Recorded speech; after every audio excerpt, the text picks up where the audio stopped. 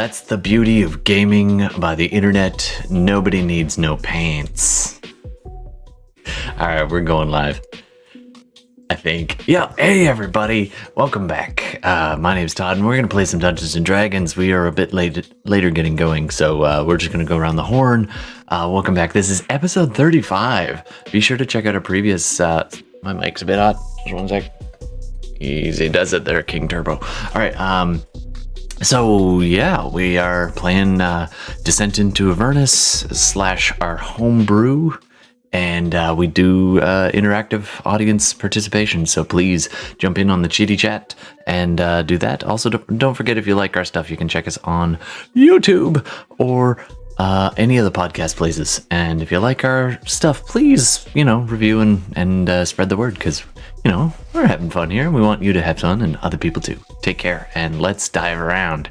Am I missing something? I feel like I'm missing something. How about... jump right in. All right, let's do it. So we're all great. Let's go.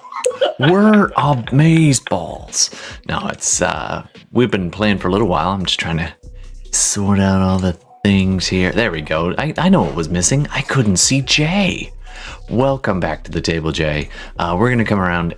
We'll go this way around, starting with Darcy, and then Jay, then Bella, then Gordon, then Carl, and I'm Todd. And Internet. Oh, Jay just ran for it. There he is.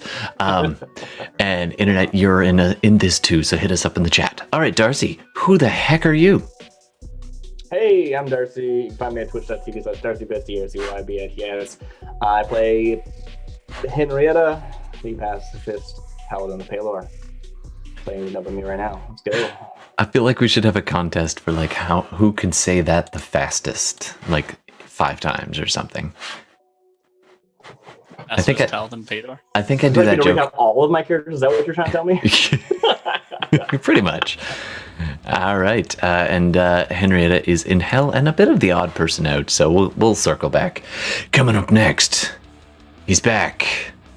Well, he's been with us the whole time, but he's been back away for a little while due to scheduling. The true big bad endgame of Dungeons & Dragons. But welcome back to the table, Jay. Tell us, who the heck are you? I seem to be having a little bit of connection problems here.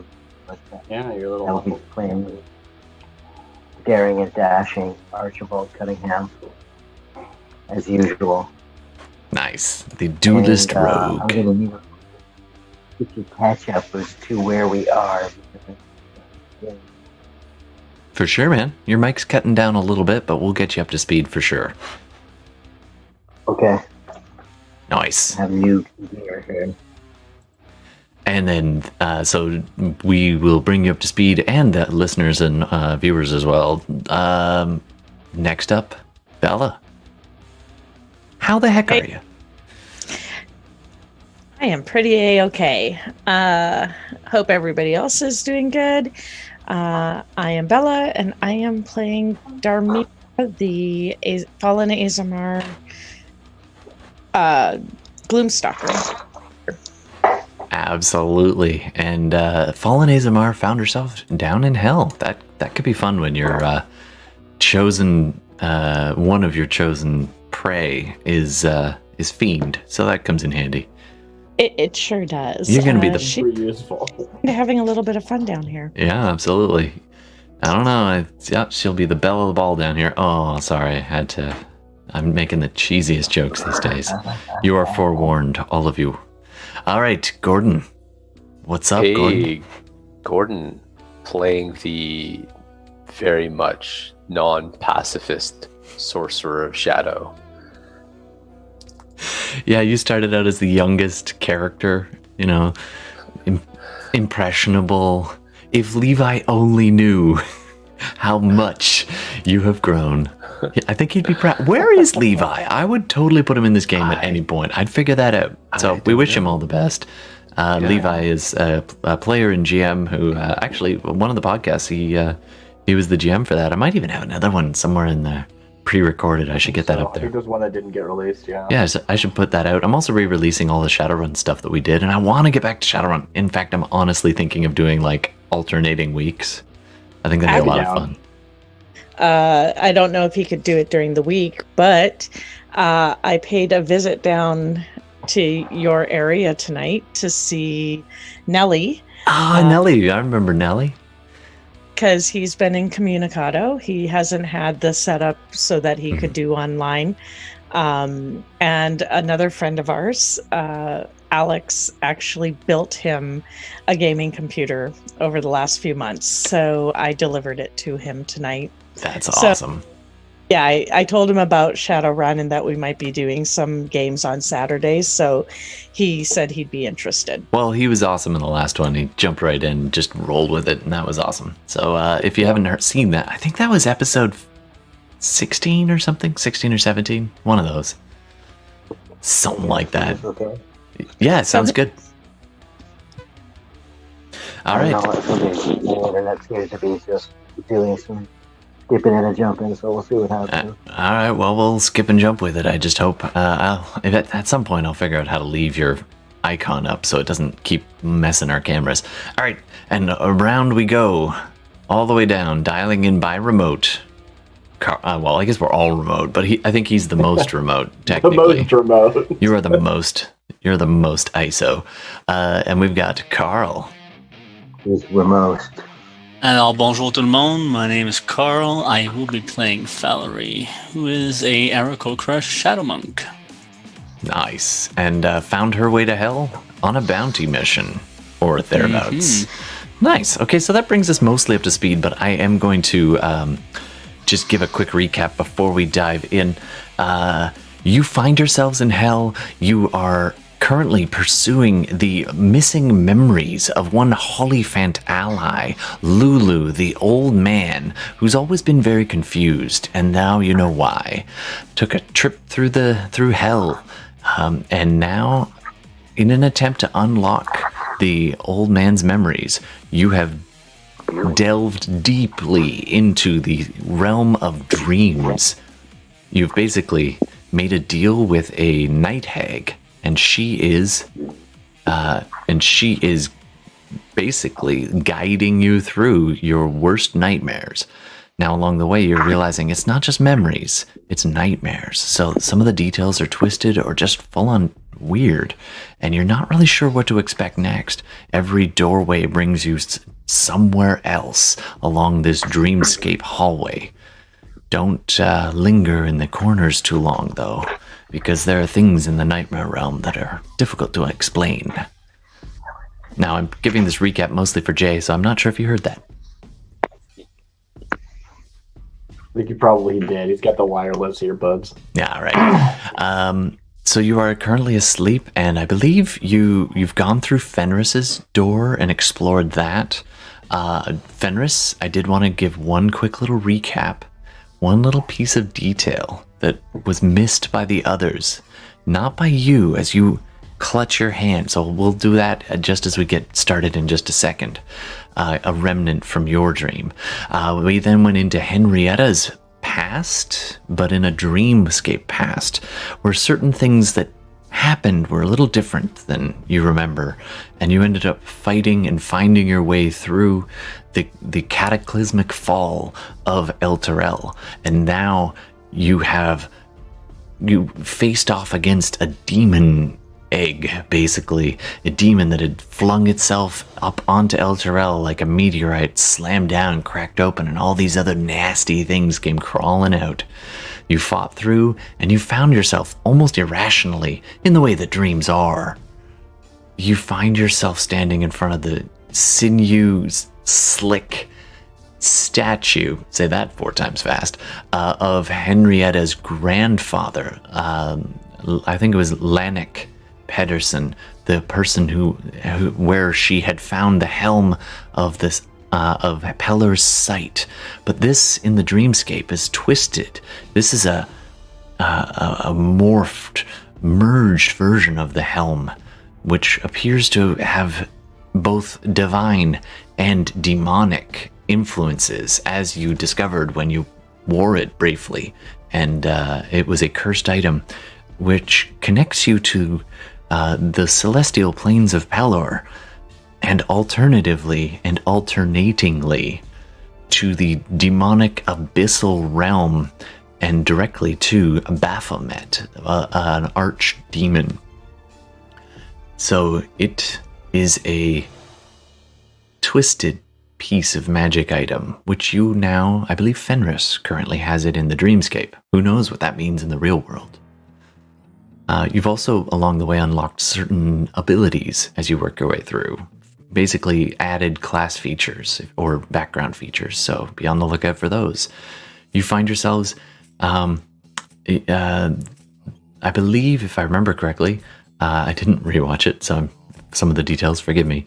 You found your way to, let's just say you find your way back at an archway leading out of Henrietta's dreams and back to that central hallway. I don't super care. We can move on, but the way I remember it is that we found this like version of the helmet, which was not where it was in my memory.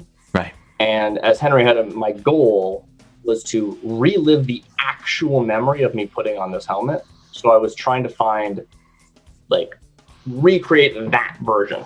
So we like see this scene where there's this, sinew-soaked statue with the helmet that Fenris goes up to and sort of interacts with in a way that unplug my headphones. Sorry about that. Sure, Sinew-soaked statue. Yeah, so Fenris goes up to that and interacts with it using sort of the, like, I guess, cerebral impression of the actual helmet that he holds in real life. Yeah. And that's sort of where we saw the whole like corrupted helmet thing. So like you said, in the Planescape, he has this version of it, and in real life he has the original version, and who knows what that means. And Henrietta sort of looks down at this exchange and says something along the lines of like, "That's all well and good. I'm here to see the memory. Show it to the hag." So sure. So you look over and the hag is... And I try and like warp the scape again, as I did previously, where I try and like, oh, this is my memory, I'm going to control it, I'm going to move us to that point. I walked up to the statue and picked it up in the cathedral sanctuary. I don't remember specifically. It was underneath the Grand Cemetery, and so you begin to will yourself forward, and as you do, this misty shape steps out of the shadows, and you see the hag. She's almost 9 feet tall with these extra long limbs, and her hair is dangling down the twisted bent form of Mad Maggie, the night hag, looking at you all, and she's, "Ah, yes, you seek the truth. Funny thing about dreams, sometimes they're more true, but fine." And she kind of waves her hand, and the whole background just shifts around you. You don't even take a step. It just goes, and you are now underneath the great cemetery, the Grand Cemetery, where you had fought your way down to seek your grandfather's helm. And finally you stand before it, and the statue, the face, everything looks fairly normal, except the face seems more almost piteous than you remember, as this stone statue of your grandfather looks at you.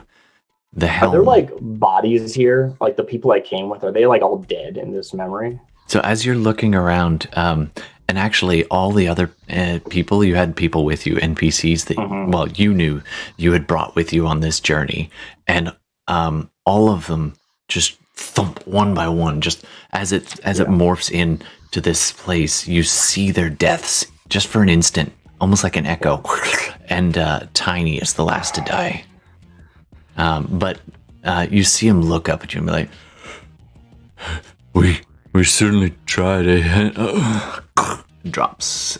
And it was actually the Nalfeshni that disemboweled him, and then drops his body into the pool before hiding for the party. As you remember, they got ambushed by it, and you are staring up at this helm, and it's on the statue. This one looks exactly as you remember it, not twisted or corrupted in any way. So I put my hand on the helmet and I say, Maggie, I remember what I promised you. Perhaps you've forgotten, but this isn't for me, remember. This memory's for you. So pay attention, I guess. And I'll pick it up and I'll put it on. All right. Couple of things happen. At this instant, as soon as the helm goes on, the whole world goes dark. Yeah. Henrietta's blacked out. Everyone else, you gasp, and it's like an echo, a repeat. Ooh, we've got 2 J's now. Oh boy, oh boy. That's fun. For a second, there are 2 Archibalds, and then none, and then 1. Oh, Zoom games. No, we can't hear you, Jay. Sorry. I'm assuming he said something.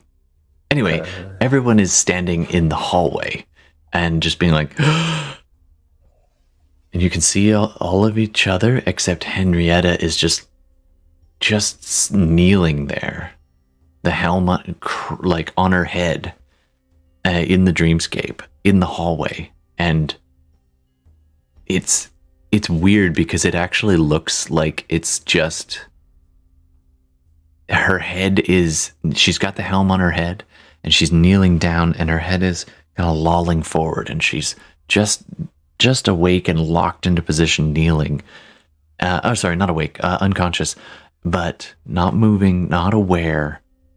You take a second to look at her and you see these little streams of blood, just a little trickles, kind of seeping out from underneath the helm.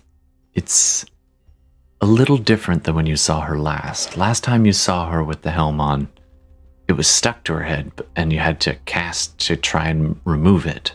But now she's chosen to put it back on. And we'll see what comes of that. Is that helm different than what I'm holding? You look at it and it physically it resembles it almost identically, but there's a slight difference in the coloration and a few of the iconography, like in one spot it's like beautiful carved ivory kind of laureate kind of etchings on the one that Henrietta wears. You look at yours and it's a very, very similar pattern, but like almost like the curves of like a ram's horn in a few places, just instead. Very subtle differences, but there are subtle differences.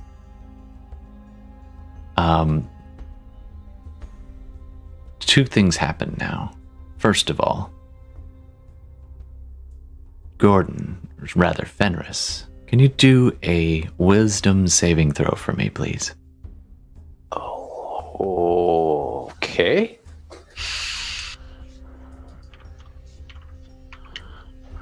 Let's just double check my saving. Okay.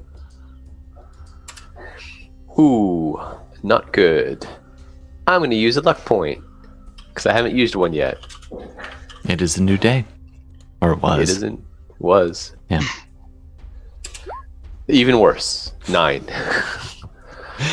All right. So you're investigating this and you're kind of standing fairly, about 3 feet away from Henrietta.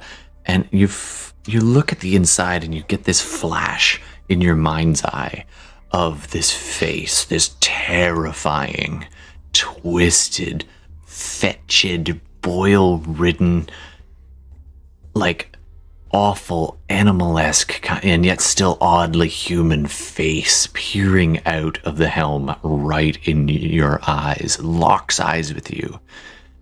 And you hear this voice in your head. Yes. And then it shocks you enough you drop the helm. Okay. And it falls about 4 inches and then just goes across the room as though it's yanked by a very strong pressure directly at Henrietta. It slams into her, but she doesn't move at all. It just goes, and realigns itself over her head, almost superimposed, and you see the two helms line up, and one half and the other, just the slightly discolored, the other half more vibrant in silver and brights and yellows, and it just the helm has now merged, and it is locked on Henrietta's head. Okay. Meanwhile, Valerie, Darmida, Archibald, you find yourself in this long hallway. You can see everything that is going on. You just didn't get a chance to, like, it happened so fast. Just Fenris looked at the helmet. This locked onto Henrietta's head. The hallway is this dark, almost marble style, but almost like inverted marble, like black marble with veins of white. Above you is this nighttime sky, almost crystal clear with these stars that almost shift and move. The stars are unfamiliar. The walls extend up about 15 feet, but it gets really hazy at the top where they almost go translucent and merge with the sky. The floor, although hard, worked smooth stone, has this low-lying mist that just kind of rises up just slightly above ankle height. Not quite obscuring the floor, but just this mist. Every 30 or so feet along the hallway on both sides, you see an archway or a door. The first door with Henrietta, you remember seeing the prison. It's still the prison door. And you can see the two little gates that you left open. On the a little bit further down, let me get my map. A little bit further down on the right, you see Darmida. You recognize the door, a cabin door that your father once made, the closest place you ever recall to being a longer-term home. On the left, Fenris, that open archway that you remember going through. It's still there. You can revisit if you want to. And on the right of that, and just in time, welcome back to the Archibald. There is a doorway. If I preach that one more time, I'll stay out because I know it's kind of like it's building okay. up the story. It doesn't bother me right now. I'm just on the main. I'm just not doing the individual cam thing. It's no sweat off my back. Archibald, the second door down on the right. You remember that door. Dark mahogany wood. You remember trying your hand at when people were out. You remember trying your hand at picking this lock. The best liquor was kept there. All kinds of papers and interesting business that your father got up to, proving that he was a fucking hypocrite. In public life, he was very respected. In private life, well, you knew things. Oh, and he's gone. I wonder if that's Jay's for the night. I hope not. I hope he comes back. We'll just hang out until he comes back. No, we're going to get going. Yeah, he actually dropped that time too. Boo, earns. Oh, internet, you giveth and you taketh away. I guess that's a bit, melodramatic. All right. Valerie, third door on the left, you recognize instantly. It's a long way down, but you've seen it. You came through it last time, but this time it is actually different. It was an entrance to that starscape that you fled some unknown massive creature. Now it is an entrance. You remember it. It's the silver and gold twisted spires of the Eyrie, the convocation, the grand hall of your peoples. There is more doors further down, but that's about as far as you guys can see right now. And with that, I'm going to just see if we can get Jay back. We're going to cut to intro, and we'll be right back. I'm such a tease.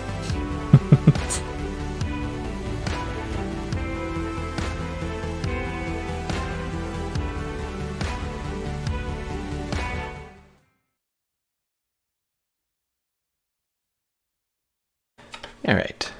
Seemed like a good time to cut to an intro, and I was hoping that we'd see Jay coming back in, but I think that might be it for the night. Well, we'll get him back in if we get the chance. Hey, I got an idea.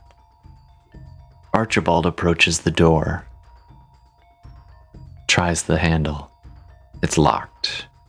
While everyone else is distracted, pulling on Henrietta's helm, trying to wake her up, trying to help her, Archibald wanders down to this doorway.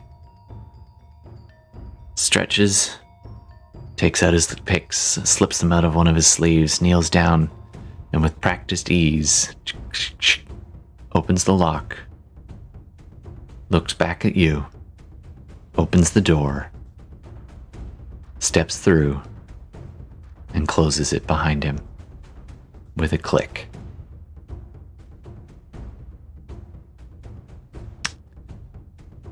So the rest of you are currently in the hallway. What do you want to do while Henrietta is currently unresponsive? So if I understand this correctly, like, Hen puts on the helmet and basically her memory ends and everyone gets shunted out, but she's still trapped in the helmet in this cave of dreams or whatever it's called. Well, That's the basic understanding? The basic is... Don't worry about what Henrietta is seeing, but everyone else, yeah. No, that's what everyone else is seeing. We might get to some detail with you. Just making sure. But totally, as you that's fine. said... I just want to make sure I understand, Yeah. You get... Well, we'll come back to that in just a sec. I just want to know what these guys are going to do with you. Making sure I understood it. Yeah. Okay. So I see what happens. I see Henrietta kneeling unresponsive and the helmet merged. I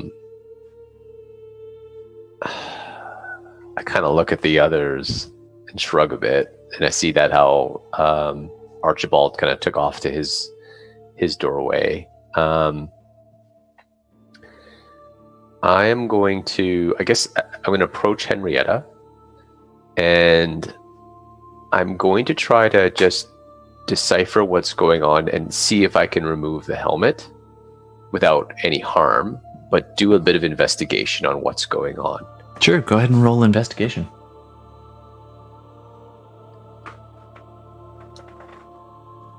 For some reason, that's not showing. It's all good. Well, Valerie's still utterly confused with what's going on, but so far has been going with the flow, but not doing so well. 5. So like a. No, it looks like it's merged to her head. It's not just stuck on. Like it's like the skin is now grafting to it. And you give it a little tug and her whole head kind of rocks to one side. I better turn down my fireplace for 1 second. Hold on, I don't want to start a fire. Okay.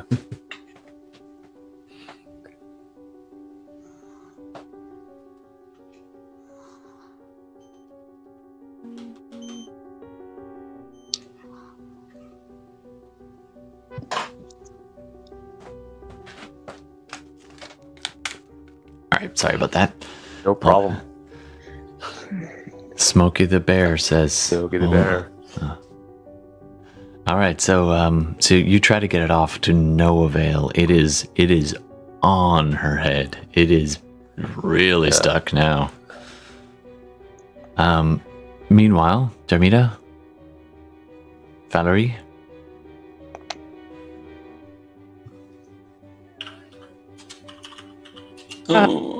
Yeah. She's completely just miffed that, like, she doesn't understand what the hell's going on in the first place and what we're doing. And then now two of her party have just, well, I don't know, where they really went. So she's gonna just be kind of like, we can't separate. Like, we can't do this. Can I ask, what is Darmita's idea of, like, why we're doing what we're doing and what our goal is? All she knows is she's trying to help Lulu. Mm-hmm. She knows that the hag wants something from Lulu, and she just wants to protect Lulu, and she hasn't seen him yet, and that is unnerving. You did see him briefly when the hag came down at the end of Henrietta's dream. Very briefly. But then you were back in the hall now, and just in the distance... do a perception check for me, actually. Yeah, she's not too sure where this is leading yet. Or if it's leading anywhere. Yeah, I don't think of Dermot as someone who does something without, like, you know. It's only for Lulu. Yeah. Well, I mean, not someone who doesn't do something, but, like, you know. Without a reason. Yeah, or, like, trust, like, this is going to help them. I guess I'll just do it, right? Like, yeah. So I sort of interpreted her as having a goal here, more direct than just hope the hag knows what she's doing. Oh, I don't trust the hag at all. Oh, yeah, totally. Exactly. Yeah. Which 19. is all right. So, Darmida, as you're looking around and watching them kind of work with Henrietta and try to figure things out, you hear in the distance an ever so quiet, like,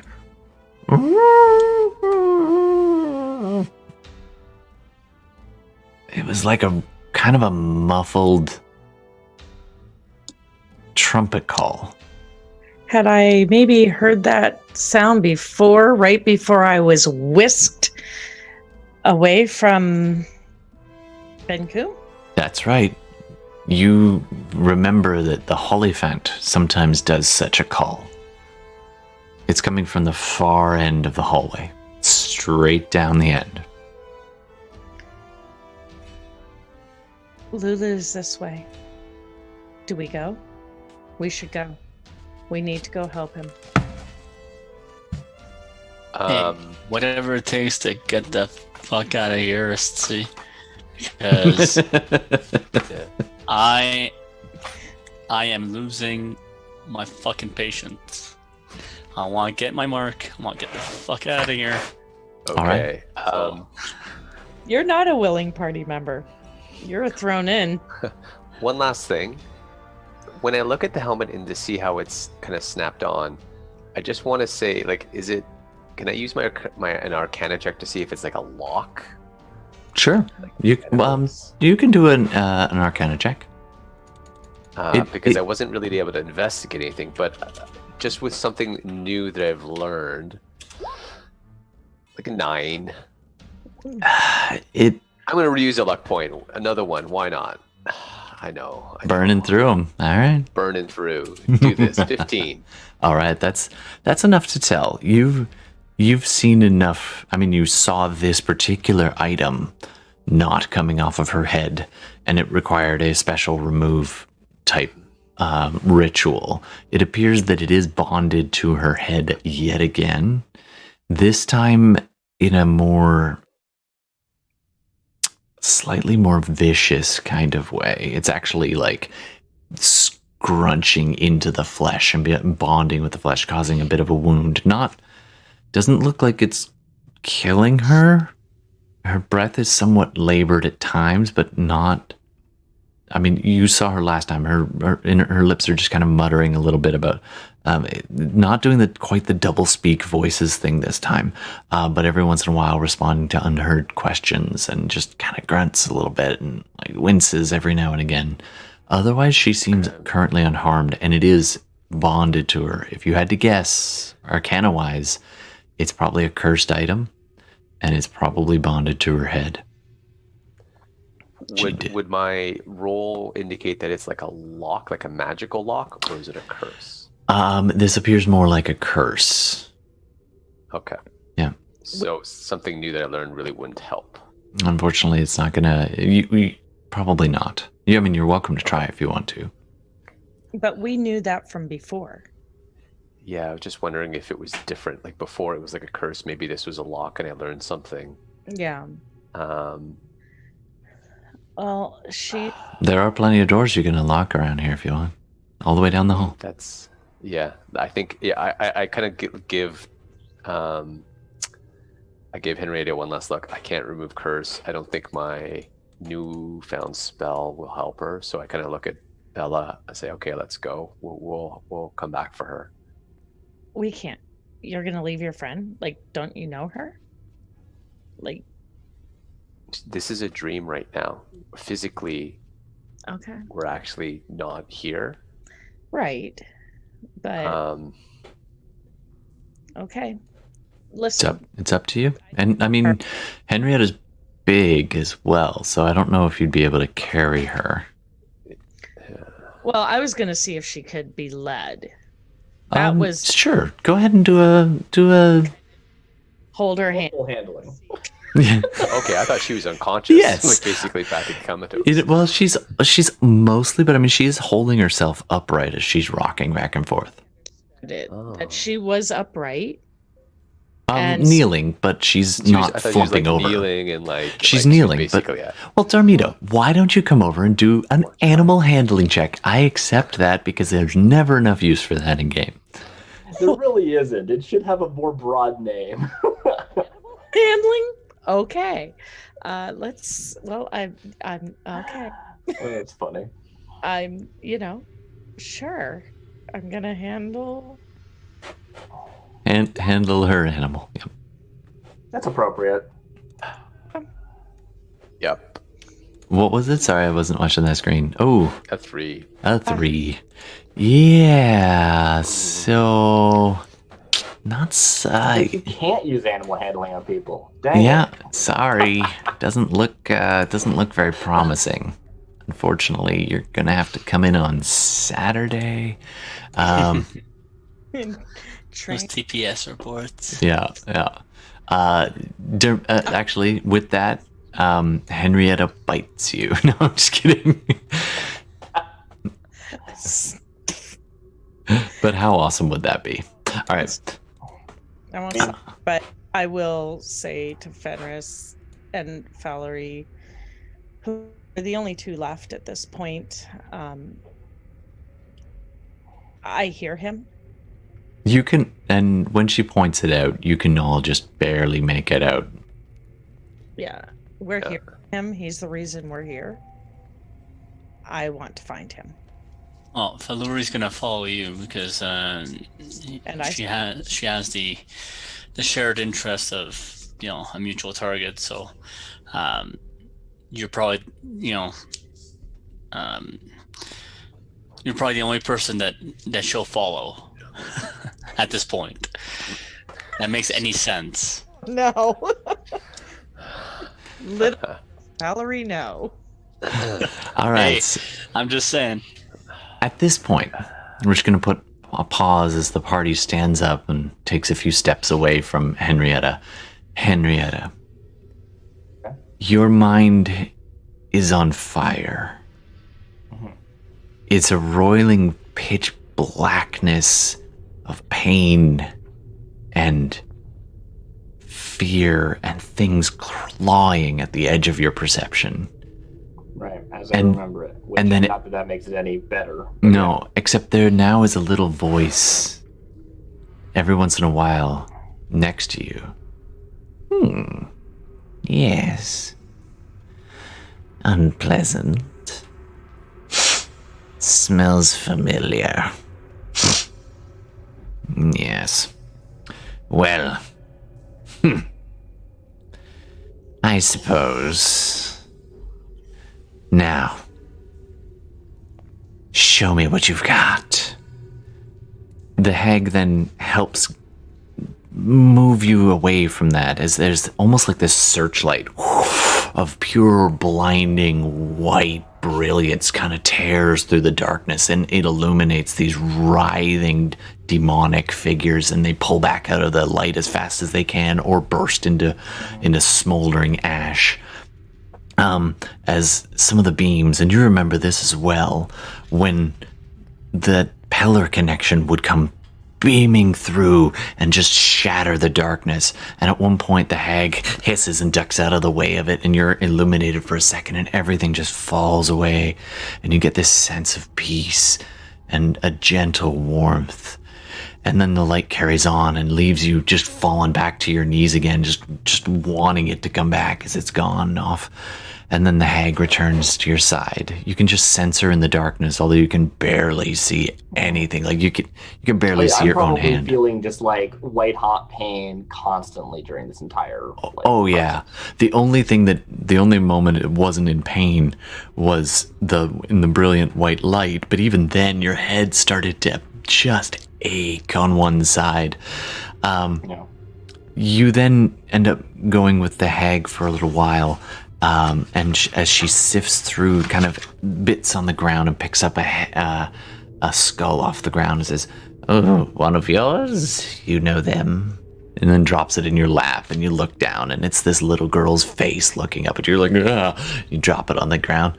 After a little while, you do remember. You remember going back. What you saw in the helm, the hellscape, a briefest flash of the fall of the Eye of Pelor. You get it. You see little bits and pieces here and there, and you're trying desperately to hold on to them, but it just keeps slipping out of view like that, like beam, and it's just ever so these swirling moments, and for a second you see your target. You see what you remember of the bleeding cathedral stretching up into the hellscape. At this moment, I try to push through the pain and exert control. Because again, I'm like treating this like all the other memories we've gone through, right? Mm-hmm. Where it's my memory, I have some form of control, and I try and slow it down as slow as I can so that we can go through like I just try to stretch out this memory so that it lasts as long as possible for the head to drink it in. Roll a wisdom saving throw, actually. Saving throw? Okay. Mm-hmm. 15. For a brief second, it almost slips away like all the rest. And then you take a deep breath. And you focus. And you hum a note. Right. And it carries beyond the darkness something to hold on to.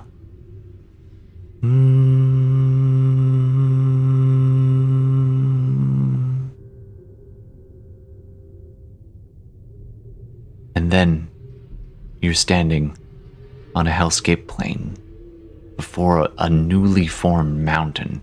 You can see it stretching up almost as these almost like pieces of rock kind of, it's almost like it's in reverse because there's this spire of brilliant white light, and then around it the hellscape almost reaching up like these inverse, like almost like a reverse avalanche as they snap into place to try desperately to cover it up and not let this divine energy touch more than it has to of this hellish plane. You stand before the bleeding cathedral, the spot where the sword of the Eye of Pelor was driven into the dirt by some acolyte or some one-time ally of the Eye of Pelor. And you take a deep breath and you look around, and the hag is about 10 feet behind you. She smiles. Is this what you were looking for?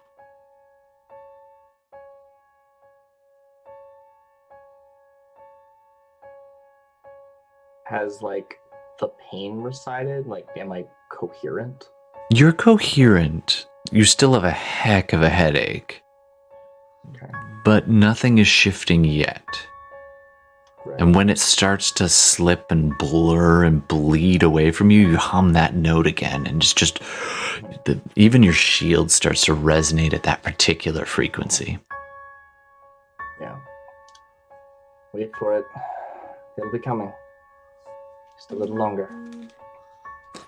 I'm trying to find that moment where we watched the fall, or did that already happen? I'm not just super sure about the timeline here. Interestingly enough, we're going to pause you for a second. Beautiful. All right, the others now 30. We put the combat. You're already in a fight. The others are all dead. No, so the others are, as I'm flipping through, walking down the hall, the three of them, the three remaining last standing group as they head down the hall towards the door at the end. It is this, it looks like a regular wall at first, and then you see this little dark spot in the center, almost like a little hole. And as you approach, it's actually much further than you thought, and it just gets bigger and bigger until you're standing 10 or 15 feet away from, it looks like something punched through the end of this, and there's just broken brick and a black gap on the other side. And out of it, intermittently, you hear these little trumpets or the occasional murmur. As you get closer, you can make out the old man's voice. No, but you... Fenris, Darmida, Valerie, you stand at the entrance of some dream gate. It doesn't seem familiar to any of you. What do you want to do? I go through it. Follow. Let's do it. Darmida dives through. The rest of you take a deep breath and plunge after her. While I do, I'm going to just actually use my Pearl of Power to replenish one of my slots. Sure, absolutely. And I'm gonna go invisible because I am not feeling. Yeah, all the damage carries over from the previous ones. All right. You black out for a moment. And although... I mean, light or dark it is will depend whether I'm visible. That's true. And you black out for a moment and appear somewhere else. And with that, we're going to take a little break. Seems like a good moment. It's a little early, I suppose. The party wants to keep going. All right, let me just replenish my water, and we'll just be 2 minutes. 2 minutes, folks. We'll be back in 2 minutes.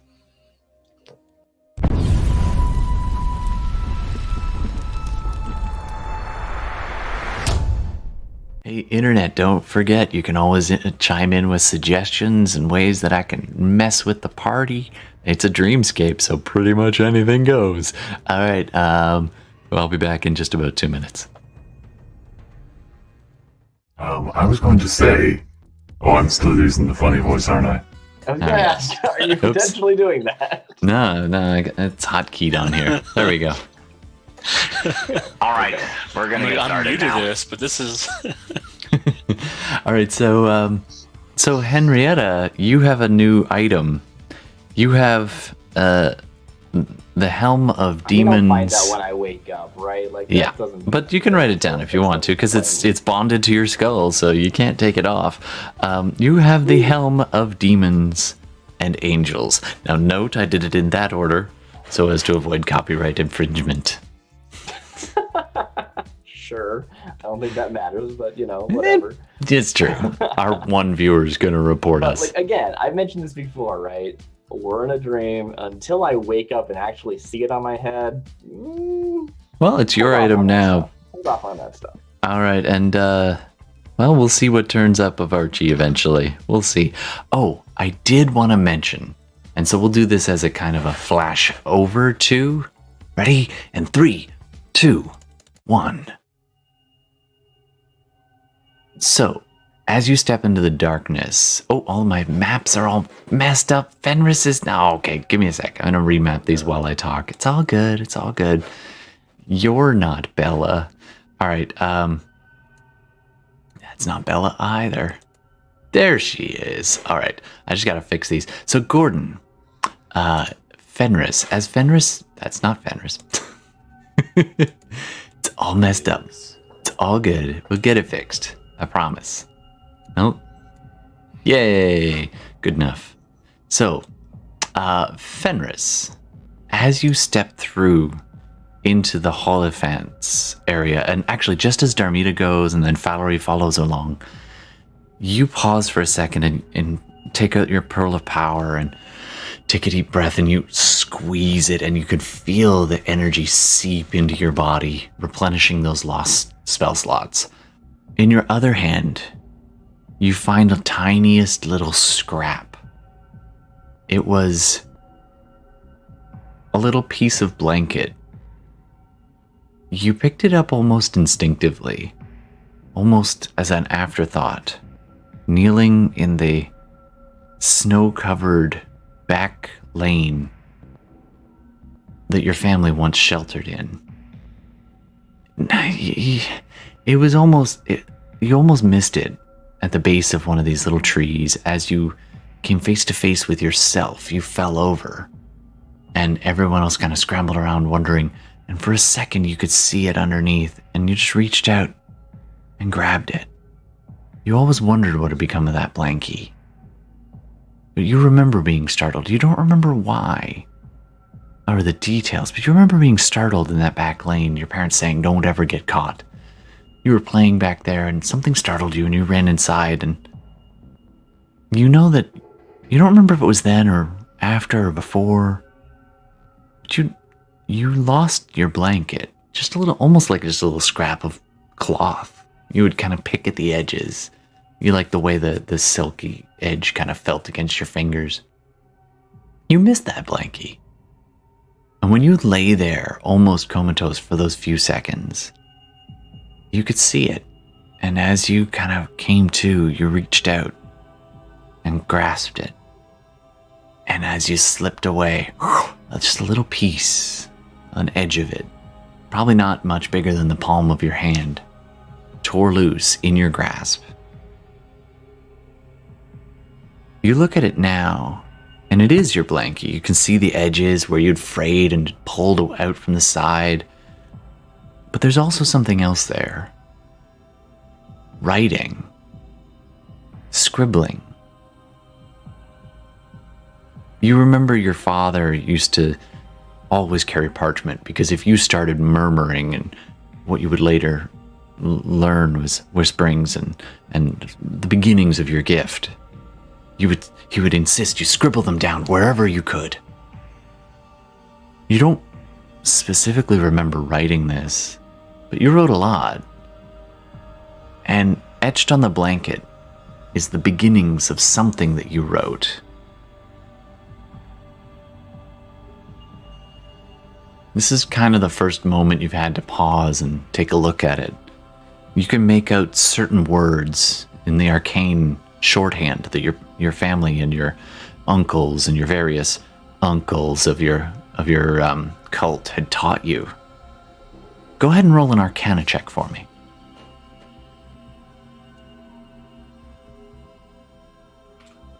This is a retcon. All right, sorry.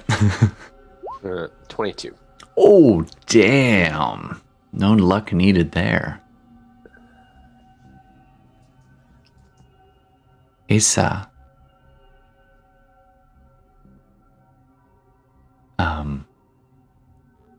Desareto. And there's a few other words from a different line, but part of a longer line. The whole thing only being about 3 or 4 sentences, but about half of it is missing. The other part that you can see now that you didn't have before says prima, and then it's M-A, and then it's torn. This is the beginnings of some kind of spell.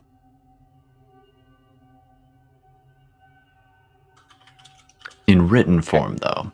So this is a partial spell written down. If you get the other part, it might act as a spell scroll.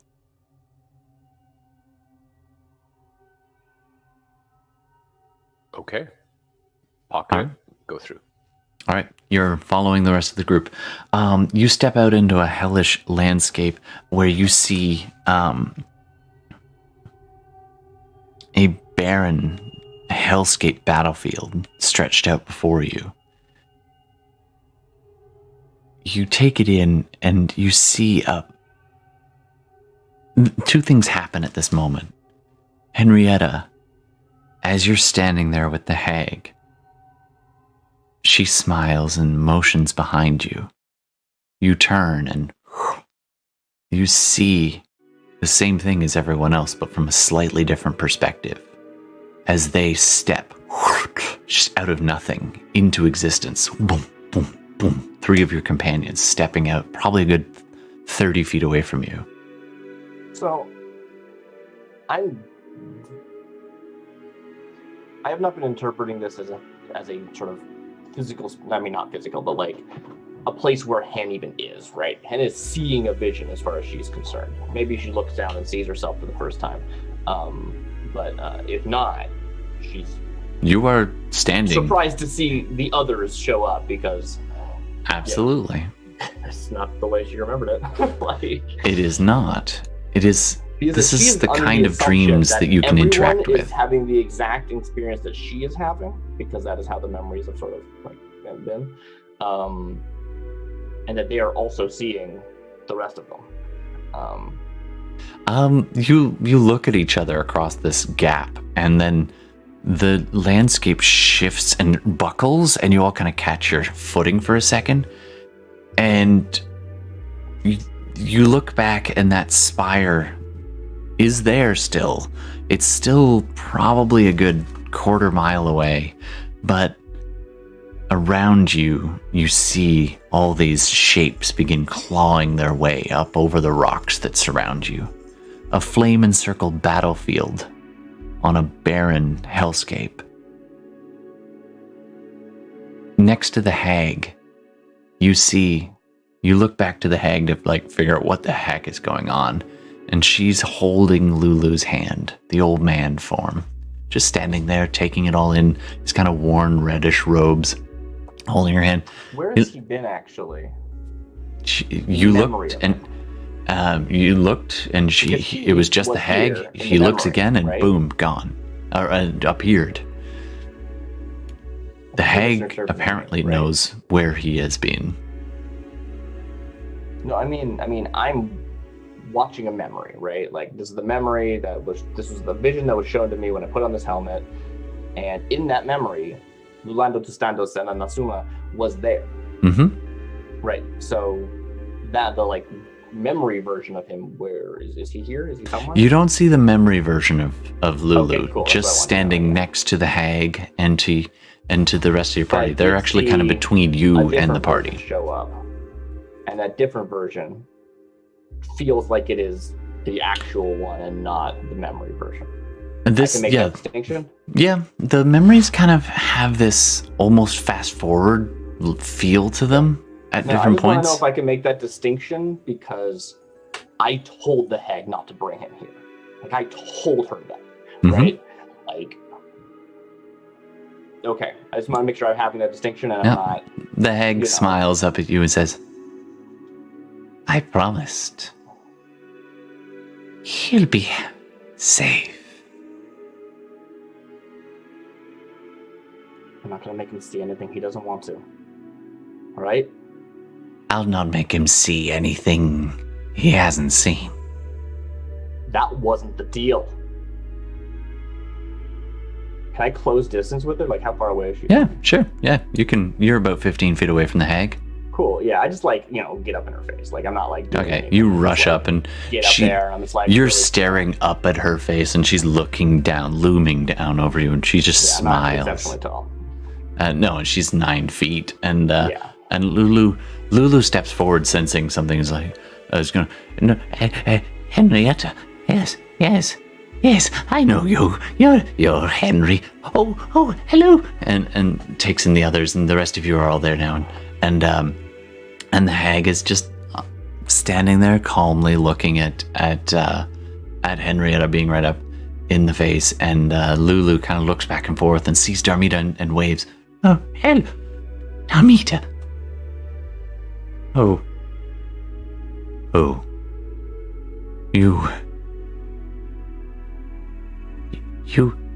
you won't like it here. I'm so sorry. At which point the hag turns to Henrietta and says, well, A deal is a deal. And she waves at... Hmm? Oh, I'm gonna walk up to Lulu. Okay. Hold his hand. Can Okay. I get to him? You start getting up to Lulu, and the hag says, a deal is a deal is a deal. At Henrietta, and she waves her hand, and Lulu's just...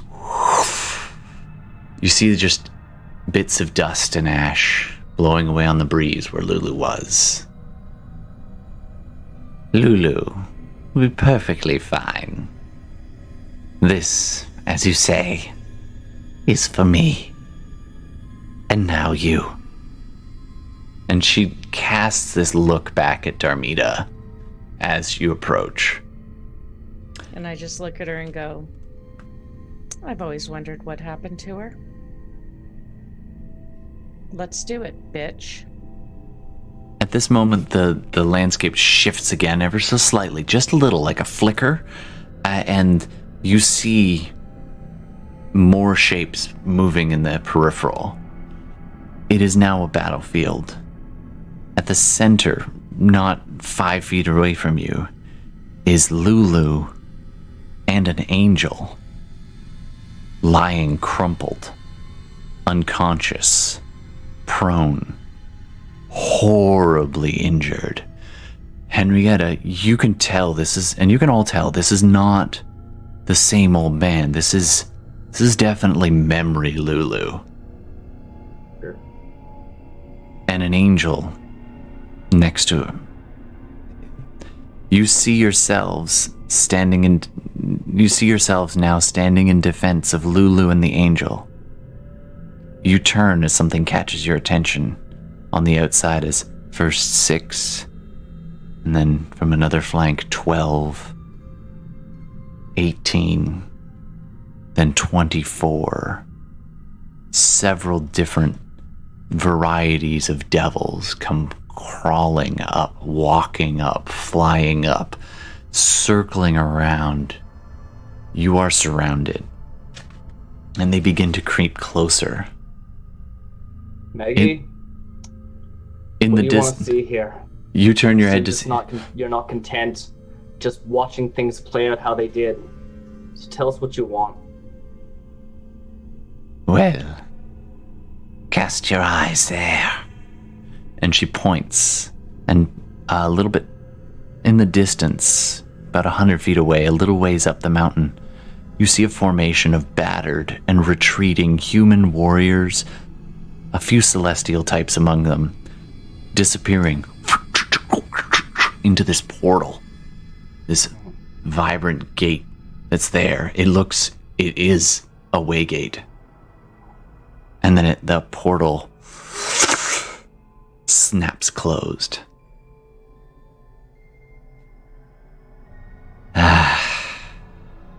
So this is what it was like when they left you. Maggie says down, staring at the angel crumpled below, next to Lulu. Maggie then looks at you all and says, and she begins to go translucent as she says it. Well, we'll see you in the next dream. You may want to not let them take you.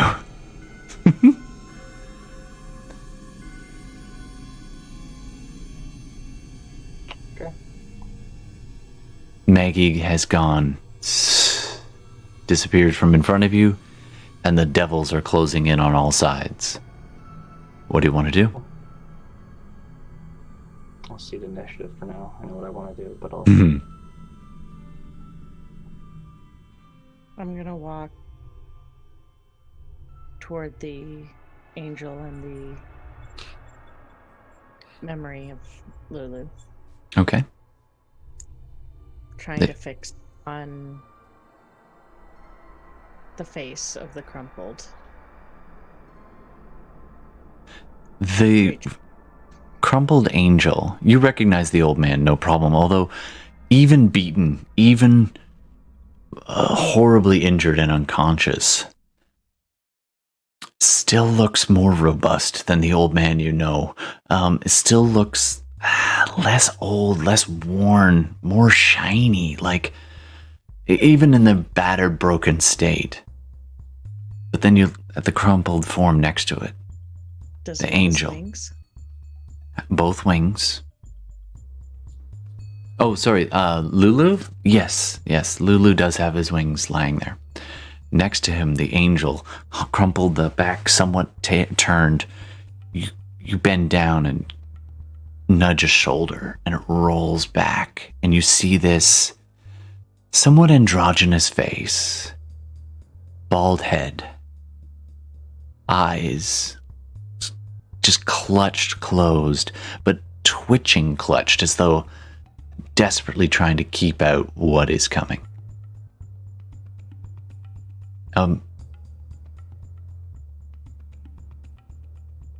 Roll a perception check for me. All of us are... Just Darmida.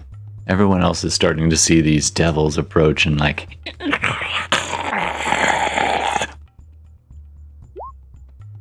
Here we go again. All right, 14. For 14, you can see these, and one of the eyes just ever so slightly creaks open as though to take a peek at the surroundings. And as the lid pops out, you see a brilliant beam of light. This is a creature, a celestial being, a planetar, fallen in front of you, beaten, crumpled, and abandoned. And locks eyes with you. And you hear a voice just murmur just as it's losing consciousness. Hold them off. Nishida.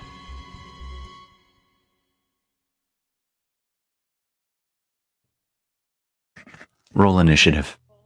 The crumple that toward me? Looked at you and called you Nishida. Yeah, I'm gonna really find out what happened to her, aren't I? I mean, it's like you're filling her shoes here, so maybe you don't get to find out anything. That'd be a shame. All right. All right, while you're rolling initiative, I suppose I'll make me a new map. Just in case you feel like doing yeah, that. Archie's not here. Boom. Yeah, it's only the... Well, you're here, though. So Just the four of I was us. about to roll for Archie as well, and then I realized I don't have to. Just the four of us. All right. I'm gonna work on my amazing art skills. Is there a map for this one, really? Oh, I suppose I could look for that. There might There be. probably is. We made it back to the book, everybody. Let's see. We're back in the book. Actually, believe it or not, there isn't, but I did pull some up. I subscribe to a bunch of Patreon people, and if I can remember who they are, I will announce it. But thanks very much to all the Patreons, people that we use maps from. I'm just going to place all of y'all. I have to reveal some of this map, so 1 second. Ooh, perfect. It does exist. There you go. it's a bat birdie. Oh, yeah. Yeah, there are slaughtered fallen humanoids and devils and even a few demons, all surrounded and awful. And in the middle, go ahead and place yourselves smack in the middle of that mess.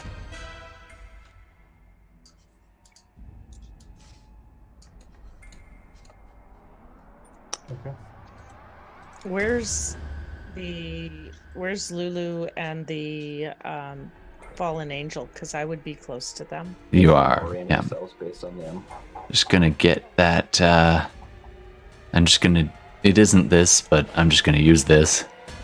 Actually, do I have that? Hold on. I might have the old man somewhere.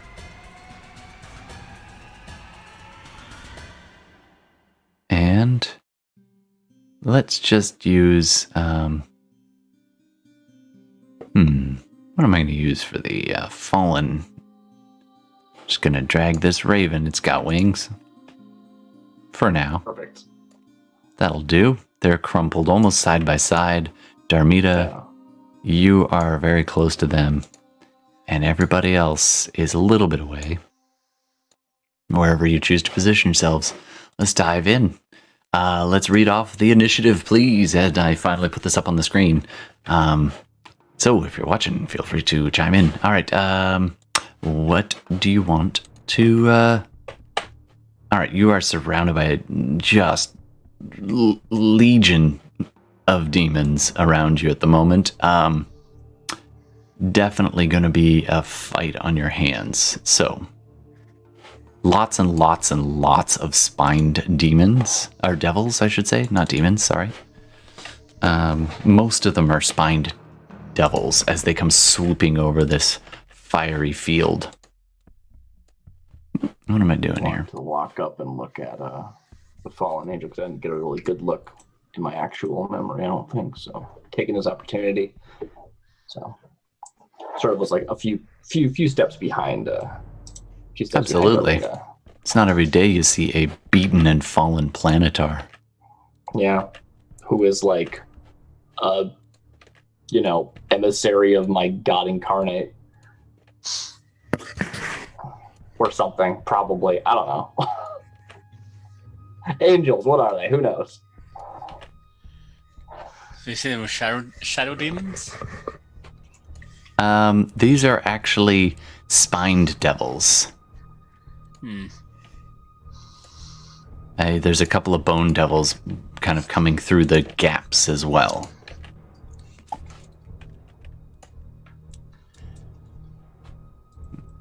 A couple of imps, just for good measure. Lori's definitely going to write a book about this when she gets back to her monastery. Nice. My Time in Hell by Faluri. Yes. The cuisine was not fantastic. There are no shadows in hell. All right. That's about enough. Oh, and one of these beasties. Hold on one sec. As a DM, don't you just love putting down the enemies and being like, hey, let's see what you do with this. All right, no, I don't want to kill you all. Probably not, anyway.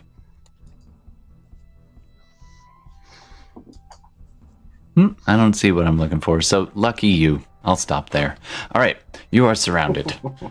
Nice. What was the order everybody got? Everyone and then me last. I don't know what the order was. You got 16. All right, Valerie, 16. That's low for you. All right, what do you get, Gordon? Fenris? Is Fenris with us? Oh, there I he is. got a 21. Woo, nice. Darmida. 22. Nice. With the 22. And then Henrietta? 14. 14. All right.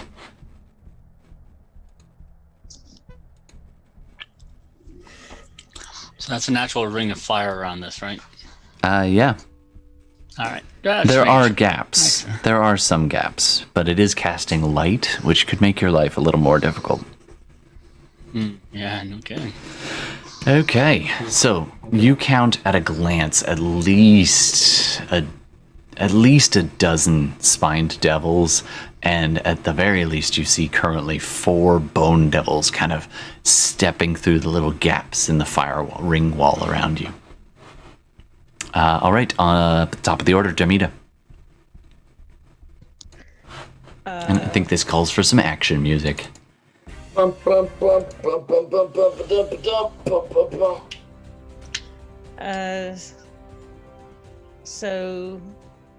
first I'm gonna look at Lulu and basically say, get up, fight.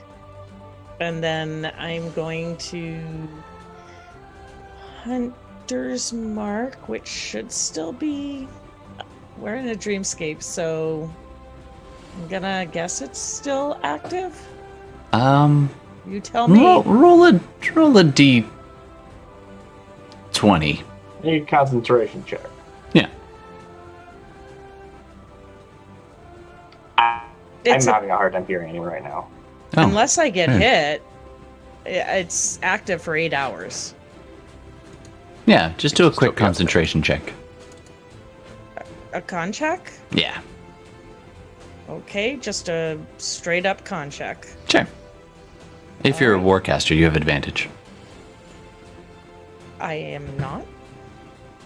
It's not a con save, just a check. Okay.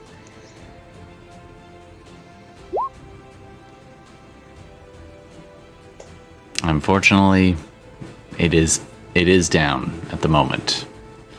I guess it was just a little too distracting with all the shifting and the bobbing and the shifting landscape.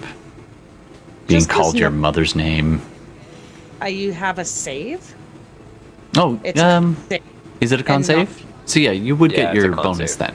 No, the actual save. That's going to be a little bit different.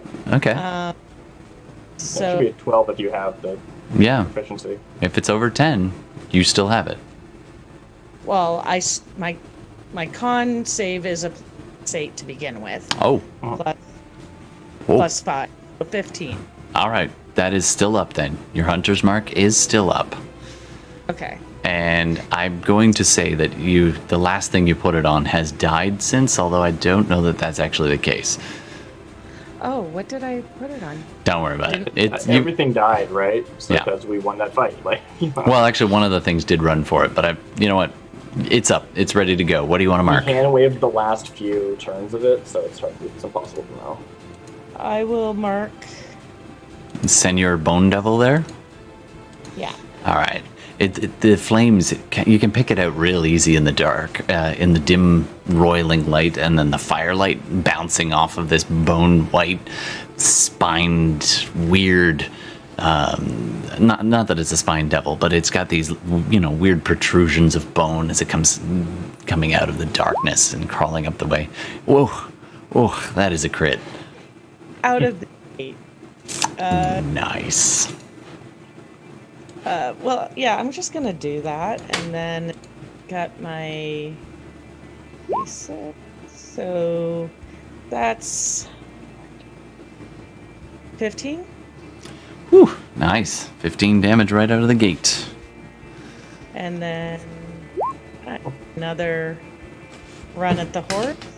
That's another. Yeah, that hits with a 28. Ooh. 14. 14 damage? Nice. That's 29 so far. It is the first round, so you do get your special. And take him out. That's another. Ooh, 27 hits. 11 more. Ooh. 11, 14, and then don't forget. Oh, just got the 1 on the D8. That's sad.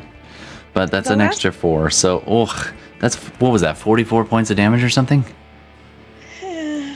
Oh, that's a pretty good first turn. It takes these arrow shots, and thankfully your bow is magical, so you see them piercing it and hitting it, just like hissing at you as it crawls forward, his tail lashing back and forth. It took some damage. It's still looking pretty robust, though. All right, up next, do you have any move, or you moved a little closer to kind of stand over Lulu, and you used your bonus. Anything else, or is that it? That's it. All right, coming up next, we got Fenris. You're just watching as these spine devils like swooping over the fire, almost in little clumps and herds, swarms, as you will, as well as those bone devils. What do you want to do? I'm going to move closer to the others. Probably kind of flank with the old man and Darmida. So I see Darmida taking some shots at one of the bone devils. Mm-hmm. And I see them as a greater threat than the little spine devils. Yeah, probably. Yeah, so I'm going to... I see the one that she's picking on, and I am going to... Let's see how much sorcerer points do I have left. Okay, I'm going to quick cast... Sorry, just quickly, is there anything around me besides this fire ring? Is there anything useful? There's definitely rock and fallen bodies. There's bits of armor and swords and weapons. Some of them broken, some of them still good. All those, the red, some of them are... There's actually a fallen horned devil right about here. And definitely the angel and Lulu and the others put up a heck of a fight. But there's some broken... Like, this is kind of a... Right over on this side, towards where that bone devil is, you can see this old gnarled tree. It's almost petrified. It's so old. You see to the north side, you can kind of see where some rocks are kind of making a little gap within that firewall where there doesn't actually appear to be a bone devil.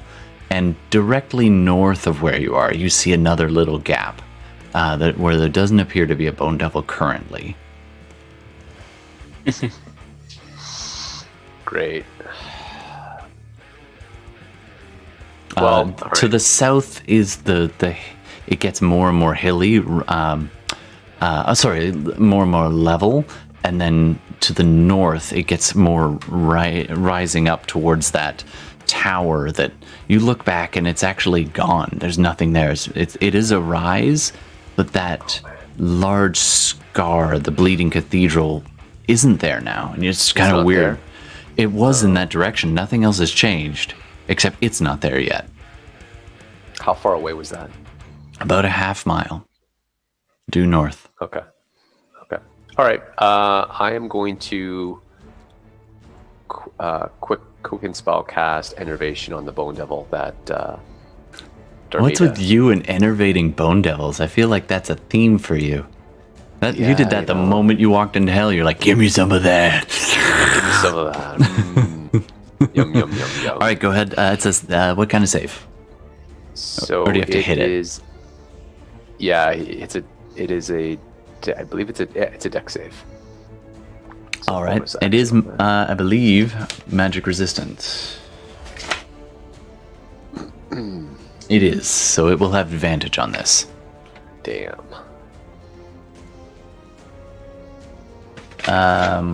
And what dex save? It's a dex save. DC. Oh. That's definitely going to save. Yeah, so that's it. The first one was only a 16. The second one was a 21. Sorry, bro. Innervation, as it sees and it ducks, and your innervation hits the tree instead, that petrified tree, as it kind of scooches back out of the way of it, and your arcane tendril slams it in instead. You get the sense that this tree has been dead for ages, and there's no life in it to siphon. Yeah, it still takes actually 2d8 damage. Oh, okay. It just arced off of it a little bit. Yeah. Okay, go ahead and make your roll. So it takes 11 damage. Nice. Every little bit, man. Every little bit. And then with... It doesn't latch in and stay there. Exactly. Yeah. And so you get a little piece as it jabs it and it's like... And it kind of retreats behind the tree and interrupts the arc. And with my bonus action, I'll do a ranged spell attack, Chill Touch on it. Nice. All right, and that's an attack roll, so go ahead. Yeah. 16. Misses, probably. It... Unfortunately, it does. It misses. Okay. It's ducked behind that tree, and it just can't seem to get a bead on it. All right, that's your turn. Coming up next, we've got Valerie. And Valerie. All right. There's lots of airborne targets. All right, so the devils are in front of me. They're flying. They're not in the fire or anything. They're actually above it. I'm gonna go for those. All right. So I'll fly to this one here. Sorry, which one? Oh, up there. Cool. So you just leap into the sky. Your wings just flying straight at this thing. You get up next to it. Not a problem. What do you want to do to it? All right, I want to do an unarmed strike. Do what you do best. Go for it. Make your rolls. Okay, well that's happening. For the sake of everyone being The aware first of the attack? situation, what is the lighting situation? Because that's relevant to our party. It is normally it would be considered pretty dark. Just shy of dim light, like into the darkness realm. However, because of all the fire, something has summoned this fire. It's actually a ring of fire, like firewall. Yeah, I would imagine that it would be bright light personally, like as a unbiased take, because I mean, a campfire can make bright light, right? Like this is going to be more than that, right? And this is quite a bit. Like any of the little bits of trees that were here are quickly catching on fire. And also the magic of the walls themselves are being sustained by something. So yeah, they were hemming in Lulu and the Eye of Pelor. All right. So my first attack didn't go too well. So let's go the second attack. Their AC ain't great. Oh, a 9 didn't help you. Sorry. Yeah. It screeches and it's got this long, like 3-pronged pitchfork, and it kind of bats you to one side a little bit as its leathery wings and its long spiked tail. Right, so next one is a 17. 17 hits. Alright, let's go damage. 7. Alright. And I'll take my bonus action for another unarmed strike. These are fairly small creatures. Like they're not, they're medium sized and they don't seem to be as beefy. Those bone devils are beefy. Alright, another unarmed strike. You gotta be kidding me. Alright, man, you know. It hisses at you and retreats into the wall of fire and back from it. It does not appear to be affected by the fire. In fact, it's hissing and laughing at you as it does so out of your reach, unless you want to get burnt. If you choose to go in the fire, I'll let you to have advantage. No. Okay. just wondering. As tempting as it may be. All right, just curious, bro. It's all good. I'm just helping you. Auto hit or bust. All right. I don't have any more attacks anyway. So Anything else you want to do? I'm out. All right. That's bringing us down to Henrietta. Yeah, they rolled real low. Yeah. All right. Henrietta walks forwards towards this fallen Deva. Angel? What are they? Or Deva? No, they're Planetar. Planetar, thank you. Are Planetars like huge or something? I don't know how big Planetars are, but I think they're pretty big. Yeah. I guess actually that's still fulfilling. It was a large. I don't know if they're huge or large. There you go. I made it bigger. I don't know if that's accurate either. I mean, it's crumpled. It's probably not taking its full It's crumpled up. It's all curled Yeah. up. It's going to be bigger than that. But So, just before I do anything, what is Hen's like understanding of stuff? Because like we as a party have sort of this idea that like there's this Planetar who's the Eye of Pelor, and they like did something. I don't think we have the specifics, and that me as a player, I believe this is them, but I could be completely forgetting or making this up. can you do a religion check for me? I can super do a religion check. I say very confidently, hoping that I roll well. 17. There's something about this Planetar. You're all pretty aware that Because I go up to them, right? And the regardless head of is big. religion check, my understanding is that this is, I mean, this is the moment the Eye of Pelor was abandoned. And right, and actually the reason we wanted to see this is because the Hag wants to see an angel fall, right? Not just like die, but like fall and be corrupted, is my understanding. Absolutely. You can tell that the Planetar is a little bit awake, and you can tell that this is the angel that later becomes the Eye of Pelor. But There's lots of blood on its face. It's you get a look at it, but it just has something damn familiar. So damn familiar about this face. You swear to God you've seen this face somewhere, but you can't place it. Yeah. The DC was 18, by the way. Sorry, bro.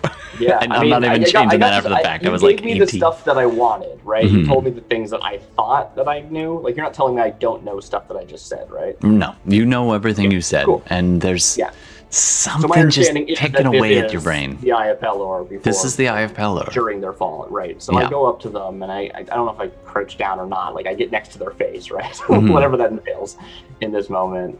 It's like knee height. And I'm going to assume this is going to be a multi-round action, so I'm just going to start by like, sort of. It effectively is like a consoling thing, like you do to like a child or something, or like somebody. And so it's just like this like soft, it's almost like a lullaby that I just like start to sing to this like dying sort of angel. And I'll probably have put like my hand on their face. Syntax like, singularity said, "Shout out to the sidewalk for keeping me off the streets." Hey, Syntax, it's been a while. How you been? Yeah, shout out to the sidewalk. All right, we can do a shout out. We can, absolutely. Yeah, all right. Although sidewalks aren't that far from the street, so yeah, you okay, bro? Yeah, that's the joke. Yeah. Seriously though, in this time and age, you never know. So like, yeah, reach out if you need a hand, man. Anyway, thanks for joining us. Glad you could join us. We are in hell, as you can see, and Henrietta is serenading a palette. I'm gonna start by planetar. doing this. It's sort of the same way you might like approach like a wounded animal, right? Where you're like trying to get them to accept your presence before you do anything. So I'm just gonna spend my turn doing that. I think. Where Okay, I'm like, start can you to do sort a of lullaby performance him. check for me? Oh, okay, that sounds great. Performance. 13. Okay. It's a little hard to, get it all right when there's all this hissing and crackling and hellscape going on around you, but you definitely attempt. I appreciate that. So I know what I'm going to be doing, but I think it'll take time. So this is like a slow approach and a crouch, and like in combat, you're like running around and doing stuff, and I'm not. You're it's almost like you're moving in slow motion. Yeah. While everything else is all just the ash is falling in slow motion past you like snow, and you just bend down. Very much. And you kind of cup so it starts with cheek the lullaby, and it's going to turn into this pull sort of the like head, speaking to them and asking them stuff, but like that hasn't happened yet. Sure, absolutely. That's cool. It's begun. Love it. It has begun. Thank you. All right. Meanwhile, coming up next, the Spine Devils. Yeah, this is gonna be rough. All right, let's see. Spine Devils. Come at me, bro. Come at me. All right, they swarm Fellery. Just all of these ones. Actually, those 4. These 2 come down and just strafe from the west side, from the east side there. They just come in and start strafing and flinging their spines at the crumpled form of the planetar, as spines just hitting its back, just digging into. Some of them glancing off, like the hide of this creature is so magically tough, and it is actually wearing armor. It came fit for war, to make war upon hell, and these spines, some of them glance off, some of them dig in, leaving wounds. As these spine devils start swarming around. Some of them also fling spines at the following people. So Henrietta, you get 2 flung at you. Fenris, you're going to catch 1, and Darmita's going to catch 1 as they go flying towards you and whipping their tails as these spines come at you. So let's resolve that. Henrietta, 2 of them coming your way. The first one hits. Doing in a momento, I have to look that up. Not much. Only 4. Sorry, what was the hit chance? Well, one of them was I rolled a 2, and the other one I rolled a 19. So that's going to be the actual modified. That's going to be 23 to hit. Okay, I'll take it. Okay. So one of the spines makes it through. You take 4 piercing and 3 fire. All right, and then Fenris, you only end up with 1 on you, and it probably missed with an 11. As the spine just digs into the ground right next to your foot. Darmida was a 14, probably a miss as well, as you kind of duck under it and as your bow is ready. And then the others, 4 of them are on on Valerie, and they come swinging with their just trying to stab you. All right, so does 17 hit your AC, Carl? Nope. What about a 19? Yep. Okay, so you take 4 piercing and 3 fire damage from one of the spines of the devil. And then the last one is the second last one was a 6. As you duck out of the way of that attack, as the pitchfork goes stabbing at your head, and you easily duck that. And then the last one came up from behind and got you pretty damn good, as it does a 22 hit you? It's a crit, so it yes.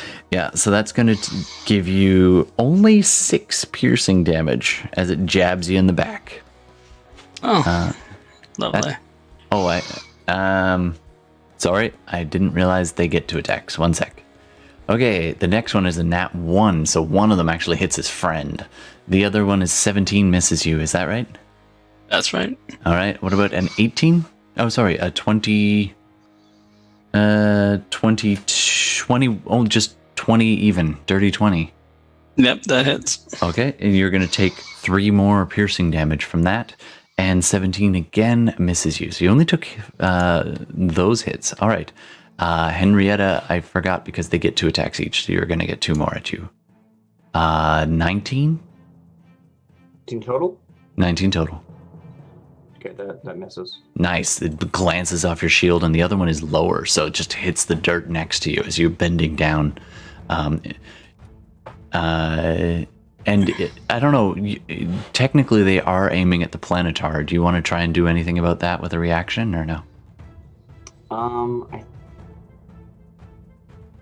think I only get to impose like once, I guess. Mm-hmm. Right? Like 1 attack out of the whole volley. It's not like I can apply a shield buff for the whole thing. No, but sure, I'll apply a I like whatever one is attacking from the side. That would be like my shield arm, right? Like sure, it'll hit my shield. Sure. So this one over here, damage for 1 attack. Yeah. Right? So it's whatever, but yeah, sure.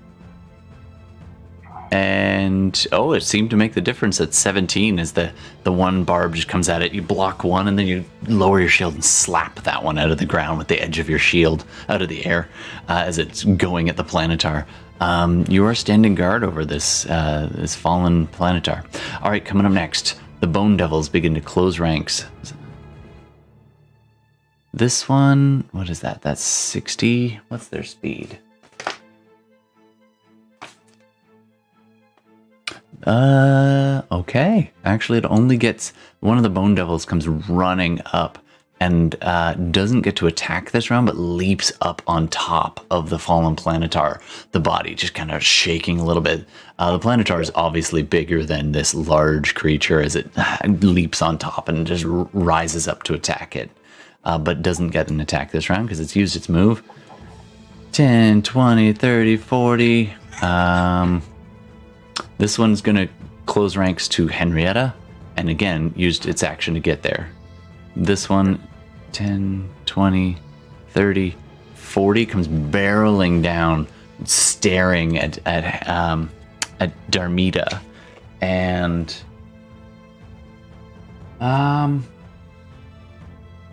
how far is it from you? 5, 10. You are just within reach of its stinger as it whips its tail around and tries to smash you with it. It only gets 1 of its attacks, the sting. And it only does an 18 hit your AC, Darmida. No. No? Okay, so you manage to sidestep as the stinger jams into the ground right next to your foot. It definitely... You can tell just oozing around at this kind of greenish and blackish ichor dripping off the tail. It is a poison tail attack, just so you're aware. All right, and I believe there's one more Bone Devil. Comes 5, 10, 10, 20, 30, and gets just within range of Darmida as well. This is the one you have Hunter's marked. And it's going to try its tail attack on Darmida as well. Is a 20... Wait, what is that? Hold on. 21. That will hit. Okay. So that's going to do 13 piercing. And I'm going to get you to do a Constitution saving throw.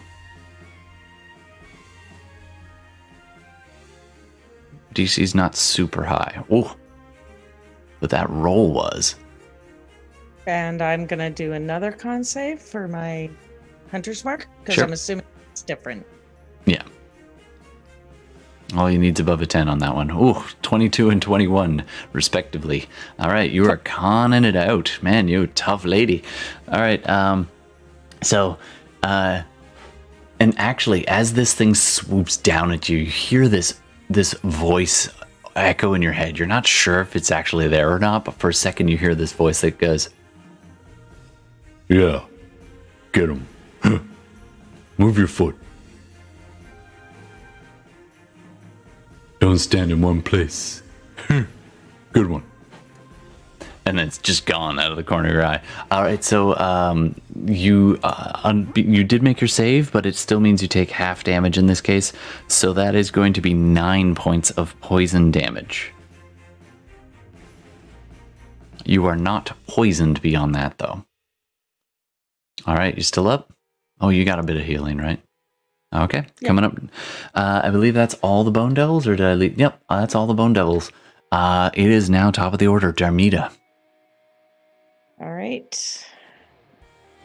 I'm gonna kind of dig my heel in and try to finish him.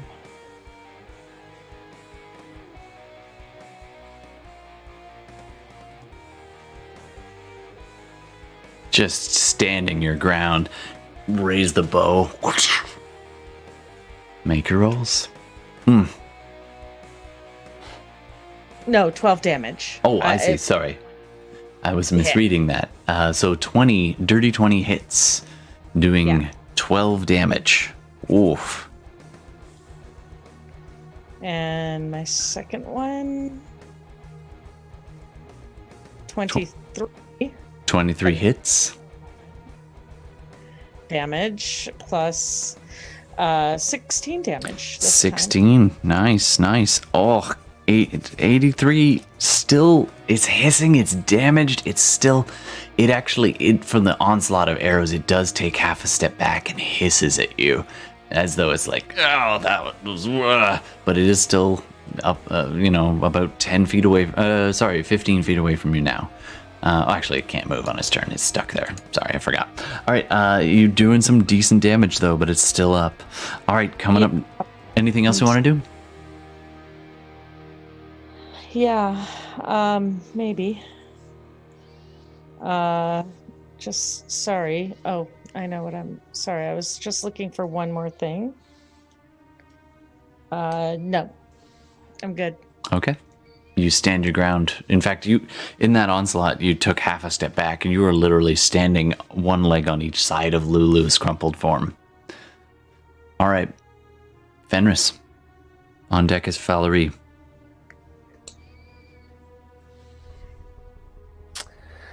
Right.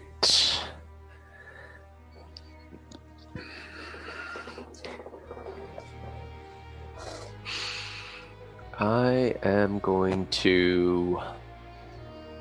I see this happening, and I'm going to quick cast telekinesis. Nice.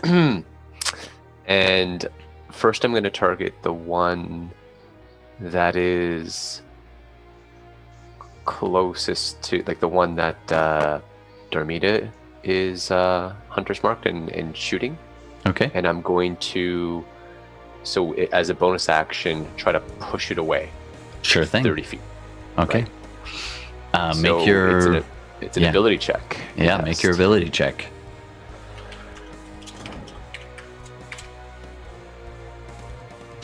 And you beat it. There we go. With a 13, it only got a total of 10. So it goes just almost preternatural. Like 1 second it's like, and then the next is like, flung backwards. And go ahead and roll 3d6 for me. 3d6. Okay. 13. All right. It takes 13 damage as it slams into the tree, the petrified tree that's right behind it. And some of the branches impale and bludgeon, like stab and bludgeon it as you slam it into it. And then it goes a little bit further as you push it back. All right. That was your quick cast. That was my quick cast. With so now it's restrained, by the way. Nice. Right? So it's caught in my telekinetic grip until the end of my next turn.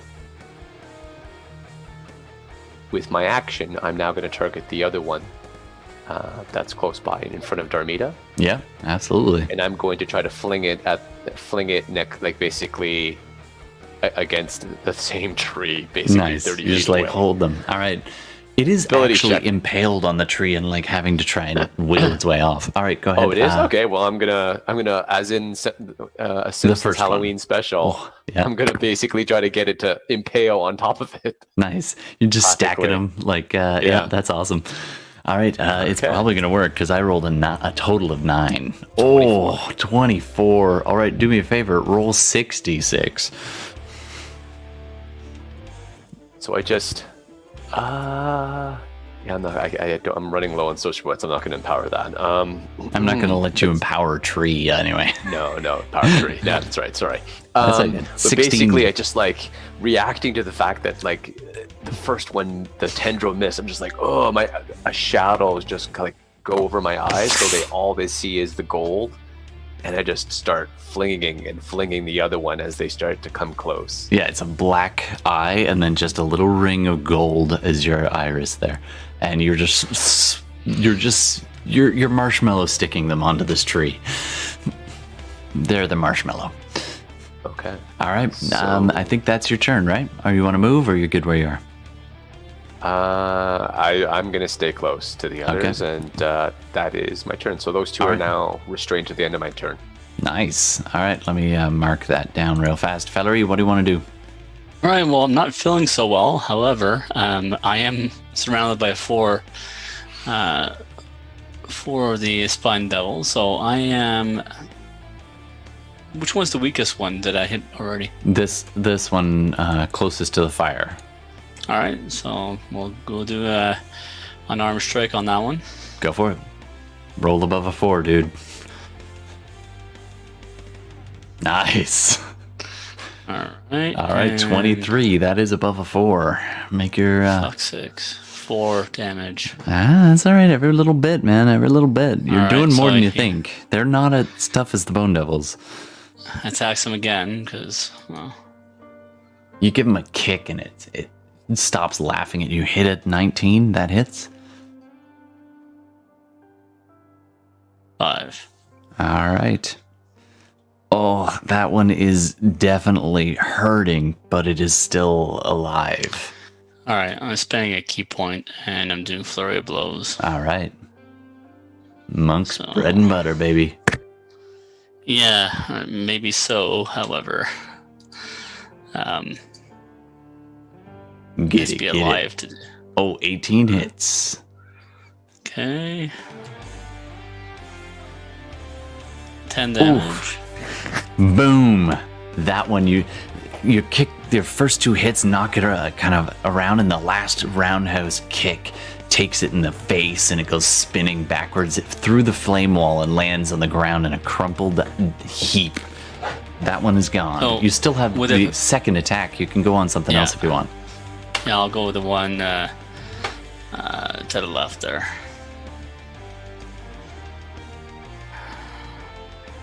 This is a mid-air battle over a flame wall in hell.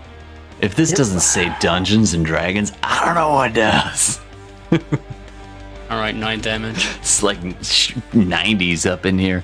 It's not quite 70s, you know. I did this in the 90s, so.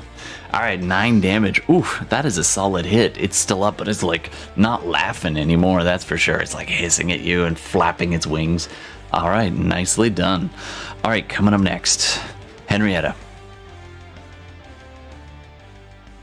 You lift the chin of this holy creature, this planetar, as its head tilts up towards you. Stay with me. Stay with Pelor. Think of your devotion. Good. Let your word be your promise. There. Aid others. Protect the weak. Show mercy to your foes. And when it speaks, it almost rattles your bones when this Celestial, for the record. You stayed. When the cowards fled. Hold on to your light. Don't let it go. It is too late for me. Nishida, Lulu, you must. And it pushes, its wing, lifts its wing, and this massive wing, it's bigger than your entire body, and it just moves, and you see the glint of a hilt of this bluish steel blade of a long sword. The blade itself actually stops just below the hilt, but about 4 inches below the hilt as it motions towards you. This sword is bigger than your torso. Like, the handle is almost as big around as your torso, and the hilt is as wide as your shoulders, and it pushes it into your grasp. Sure, I take it. You must not let it fall. I give you my word. If you give me one thing, tell me your name before you pass. Remember me. For my name was Zariel. Thank you. We did it! We did it, everybody! Nice.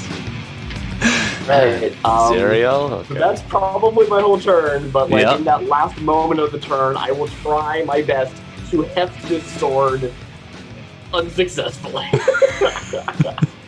It'll just be like one of those, like, if I can, like, pivot around and, like, cock it on my shoulder, because I have to use my whole body to lift it. Can I make a strength check or something? Yes, please. Please make a strength check. Oh, I can turn this off now. All right. Can I use athletics? I love when the music lines up, baby. All right. Yeah, you can use athletics. Yeah, go for it. All right, I got 25. 25. You can move it. No problem. You can't wield it. Right. Yeah. But I'm you can move it. It's more like a show, right? It's a show of good, faith. Yeah. All right. And it's like a wide stance. It's like, this is like a wrestling pose, but I'm holding a sword, right? Like it's athletics. It's not fighting. All right. So you've got this thing. You're holding it up. You're just like this. I've got this. All right.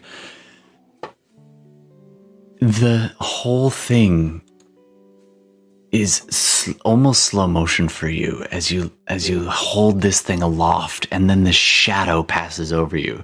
It's a much larger shadow than the spine devils were casting, and it just goes whoop, just past all of you for a second, and then swoops down. And Darmida, Fenris, I need you to do a dexterity saving throw.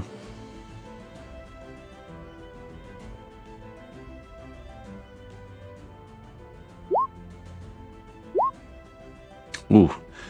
All right, Darmida with a 27. You just duck and roll at the last second, this large shadow coming right down at you. And then right next to you, Gordon just gets plowed into and just thrown a good 15 feet. You do take a little bit of bludgeoning damage from the fall. Is there any way from the that flame. 27, I could try to stabilize or catch him, or no? Sure. Actually, he gets slammed into and goes flying by, and you dodge and just grab him and just, it's almost like the midair you catch and roll, and both of you just tumble. Your own wings up behind you and under your cloak kind of absorbing most of the impact. Neither of you take any damage, but you are pushed back a good maybe 10 or so feet this way as this large shadow creature, all right, one sec. It is, shadowy. It is not actually a shadow. And it flings you to the side. I'm trying to change its color, but it's not working, so it's not gonna, whatever. This thing, with all the multi-dots on it, lands down.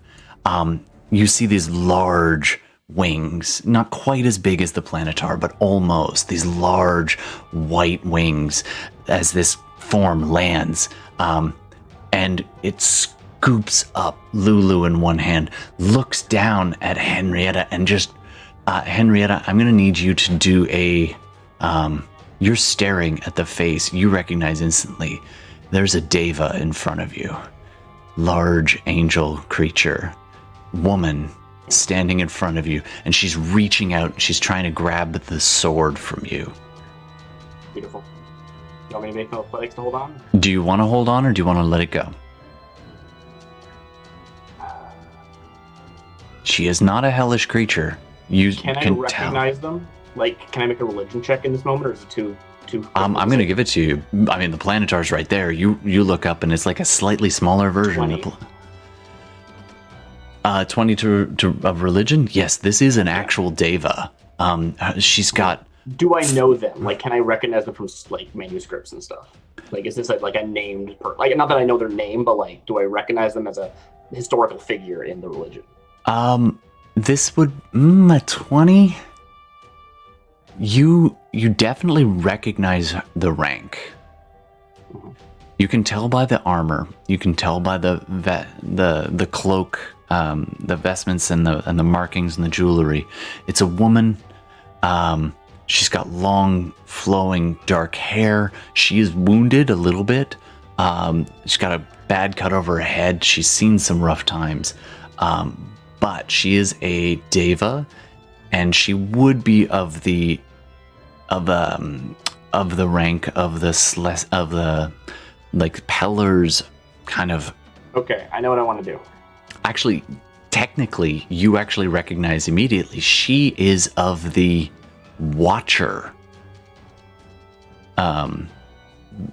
branch of the celestial of the Pelor group. She is a Watcher. She's not a soldier. And you look back at the fallen Planetar, and you're like, that's a Watcher too. These are both from the Watchers. This is not the army side of things. Right. What are they doing here? Yeah, I know what I want to do. Okay. She looks like she can pick up this sword. Like, she's like a huge. She reaches out. Like, she reaches out her massive hand and sees you there, and I would like to hold on to the sword and allow myself to be picked up. All right. Okay, so absolutely. So I basically like hold it and step into her hand. I don't know if you know how big her hand is. Oh, it's not quite that big, but she grabs. Right, but you see what I'm saying? Like, I grab onto the wrist and hold yeah. myself there. And she scooped up the fallen old man, which actually you look now and it's in holy form again. There's this weird dream kind of back and forth. Okay, she grabs the sword and you can hold on, and she lifts you both. She says, "Let's see what we can do about getting you out of here."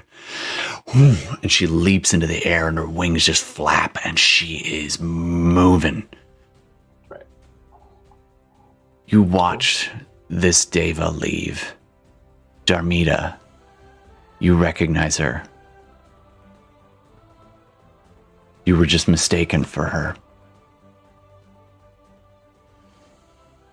As your mother, Nishida, flies off, clutching Lulu, the old man, dragging along Henrietta, and flaps, and just the massive wingspan just carrying her off. The movement rate is, in D&D terms, is really high, so it's going to be really hard to catch her. Flying off, taking the sword away from the grip of the away from danger. Henrietta's just being dragged right along. Yep. And the devils. Take the sword. I think she needs it, but I will hold on to my word. Yep, anyway. you're just going along for the ride. The spine devils and everyone just kind of hisses, and a couple of the spine devils peel off after her. The bone devils kind of begin to circle around, and it's weird. They suddenly aren't interested in you. They suddenly start, oh, okay, those ones can't move because they're pinned to a tree. But the bone devils swarm around and begin binding the planetar in these iron spiked chains. They don't have, like, they're just not chain devil, but they've pulled out these chains and wrapping this planetar up, binding it on the ground, and the spine devils begin circling around, and just more and more of them coming. They don't appear to be paying any more attention to you as you watch the Deva flying off with the sword. And I try and get as good a look as possible from this like unique vantage point for the hag. You look around and you look down and you can just make out her form on this slight rise. The flicker of the fire ring is what illuminates her face. And as you fly off, you can see this rapturous smile. It's one of the most terrifying things you've ever seen in your life on this hag. She's just watching the Deva fly away with the sword. And then she looks down at the planetar being captured by all these devils. And she almost shudders her shoulders, and she's like...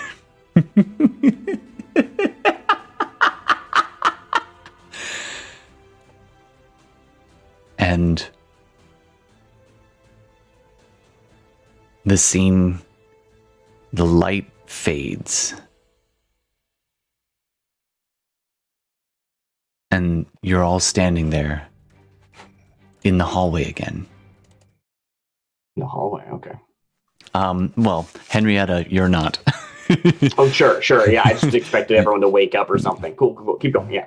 I'm gonna pop a potion then. Yeah, man. Pop a dream potion. Yeah, I'll be doing a dream healing word. Or yeah. Rune. I'm at 19 hit points, so. Yeah. You're still up, though. That's got to count for something. So... You're all standing there, and the hag is with you, except for Henrietta, who is flung and actually gets the whole journey, the whole dream journey of flying over the hellscapes. You'll catch up with her in a second. I just critted on a heal. Nice. On a heal. Nice. Good 10 healing points. That's what you need. So the hag looks at you and smiles and says, "Well, that was more satisfying than I thought it might even be. Shall we see what happens next?" She looks expectantly at Fenris, Darmida, and Valerie, just... We've come this far. No. You've had your fun. You got what you needed from him. Yes. Send him back. We've done what you've asked. But did you get what you needed? Do you know where your bleeding citadel is?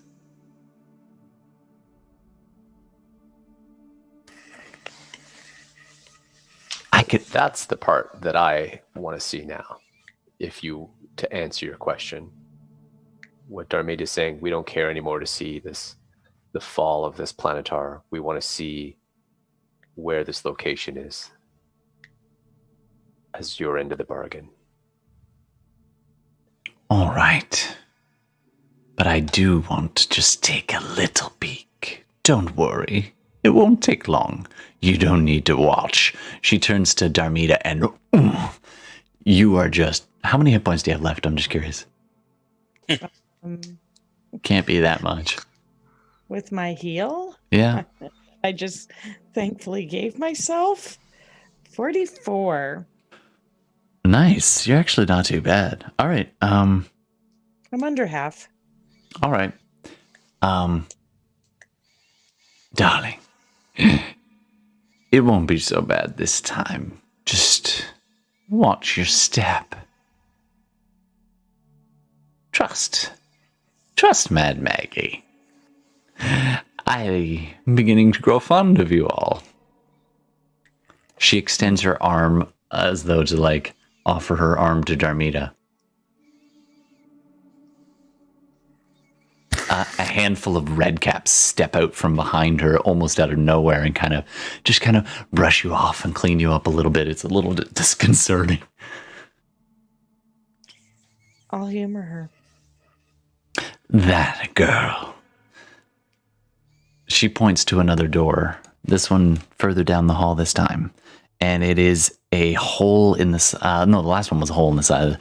This one is a perfectly spherical door with just a tiny little doorknob. It's almost undersized, and Maggie nods to it, and one of the redcaps goes utterly towards it and like takes 3 of them to pry it open, and it opens up, and on the far side you can see this vast barren landscape of utter destruction, black sludge rising up out of the ground, enveloping the low areas around you.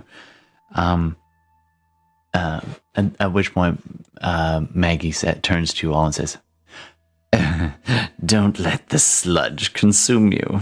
Push through. Come on, let's have a look. Find your friend. Dreams are not a place one wants to be alone." And so, can I get you all to to cross the sludginess? You're going to need to do either an acrobatics check or a strength check to kind of get across the sludgy piles of terrain, to either hop from stone to stone or to just trudge through it. I can take us all across. Nice. Oh, okay. And Valerie can fly.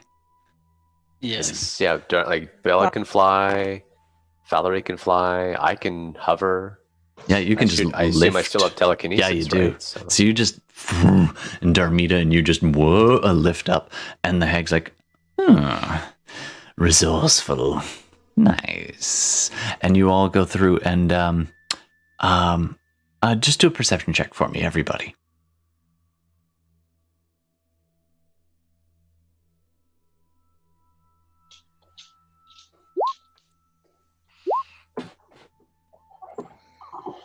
Eight, unfortunately. You're busy flying there, Valerie. You don't see a whole lot, as it's a hellscape, 16. And you're just going over. 13. Fenris, you see a little scrap of a light, almost white color, just floating on the surface or sticking up out of just a little bit of the bog, just below you. It just kind of catches your eye. It stands out. Oh, I'll just kind of lift it up with telekinesis and well, you're focused on keeping you up, but you can do mage hand easy enough. I can mage hand then. Yeah, so you mage hand and it comes away no problem and flickering along. The Maggie is just walking along the surface of this sludge and just right on the surface as though it's just normal ground, and the red caps are getting stuck and drowning below, and like one of them dies behind.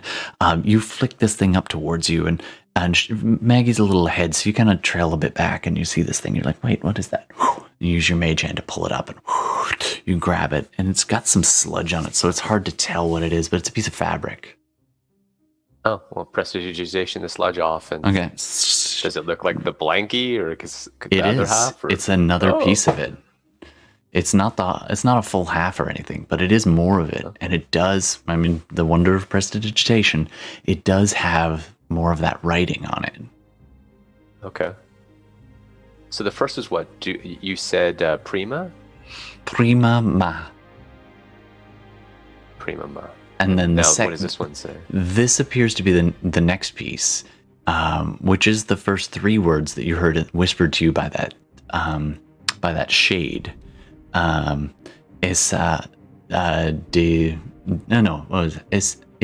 de sa reto was the first one. Then it's prima material, and then the last word or 2 is ripped. It only looks like it's going to be another couple of words. Okay. And it's etched, and it is your weirdest thing is it's your own handwriting.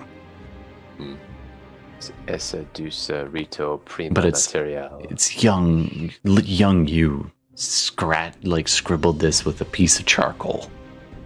Okay. All right. Meanwhile, you guys go past this no problem. You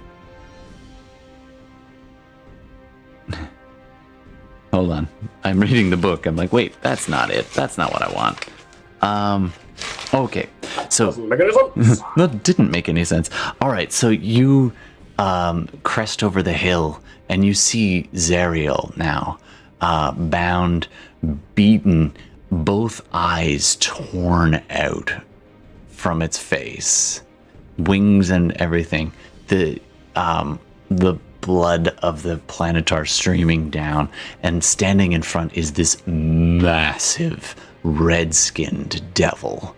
It is just like at a glance, it's at least a pit fiend inside, even bigger, and it's surrounded by a throng of devils, and you can hear this other presence, and it just rattles the stones. And it's positioned in such a way that there's the planetar on one side, it's ringed around, and then there's the other pit fiend, and then they're both looking up at something. And when it speaks, it just rattles the whole landscape, and the devils lie prostrate around before this voice in the sky. And you hear the broken tones. Sorry, was that Valerie? Are we gonna go after him or? Never mind. Just Mad Maggie looks at you and says, "Hey, this is it. This is the moment." And you can hear the celestial being, the planetar, pledging itself to the eternal battle.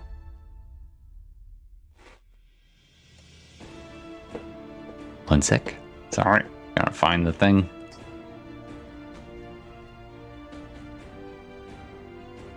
In Celestial, it's saying, "And I pledge myself to the eternal fight. Lord Asmodeus, yours, always."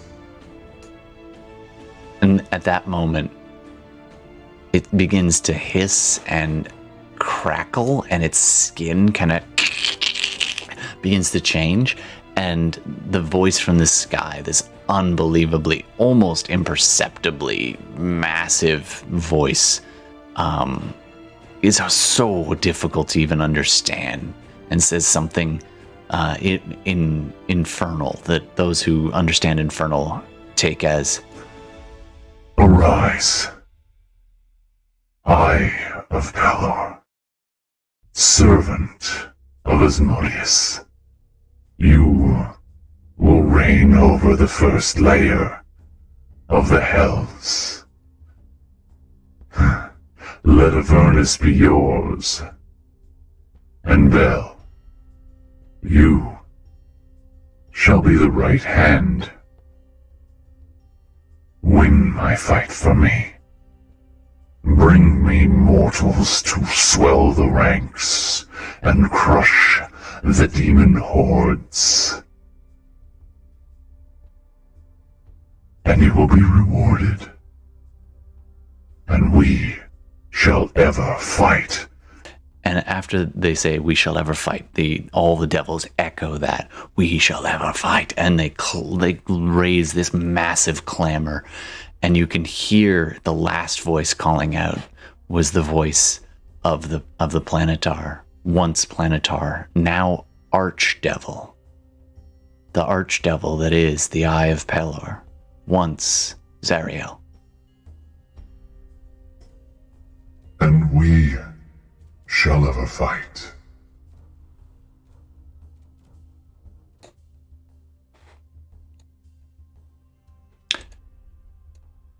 The hag motions you all back.